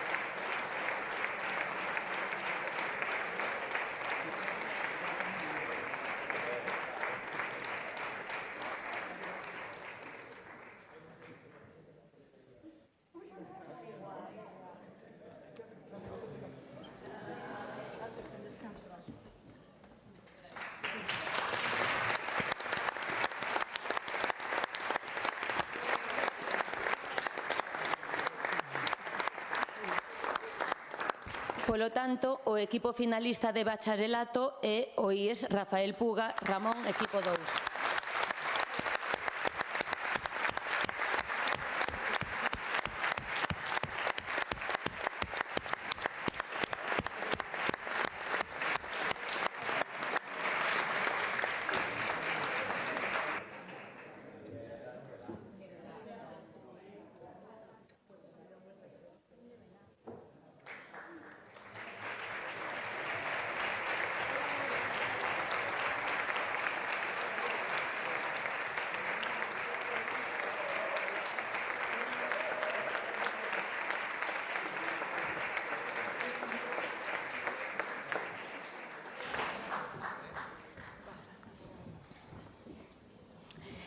O equipo gañador do Parlamento Xove 2026 na categoría de Universidade é para o Campus Santiago, equipo 6.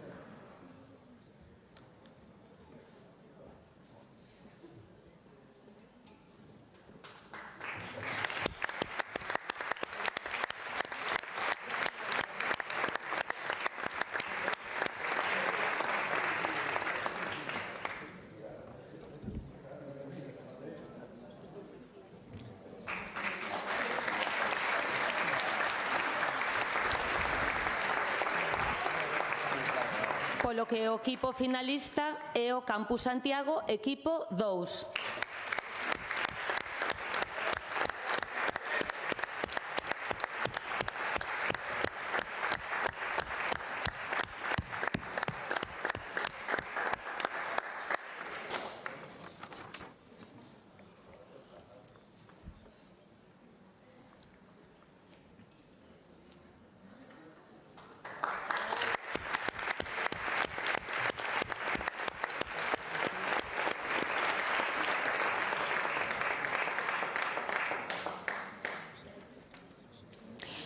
O equipo gañador do Parlamento Xove 2026 na categoría posformativa é o equipo 3.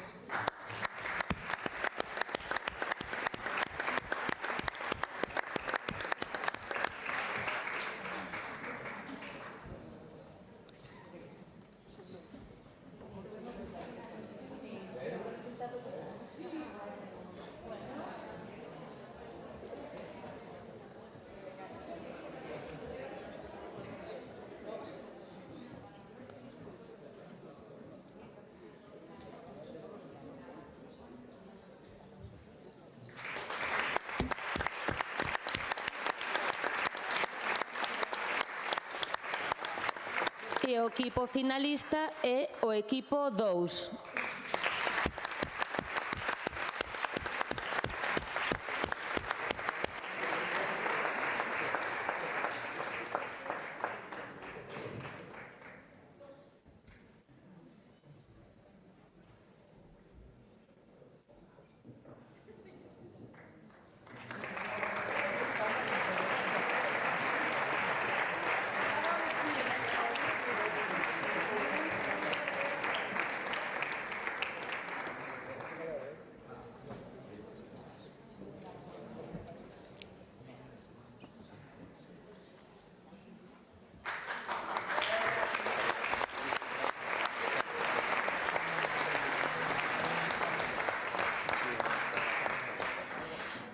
Parabéns a todos os participantes.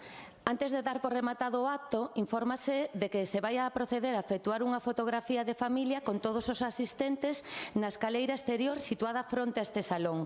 Por favor, deben dirixirse cara á escaleira exterior sin máis dilación. Damos por pechado o Parlamento Xove 2026. Moitas gracias.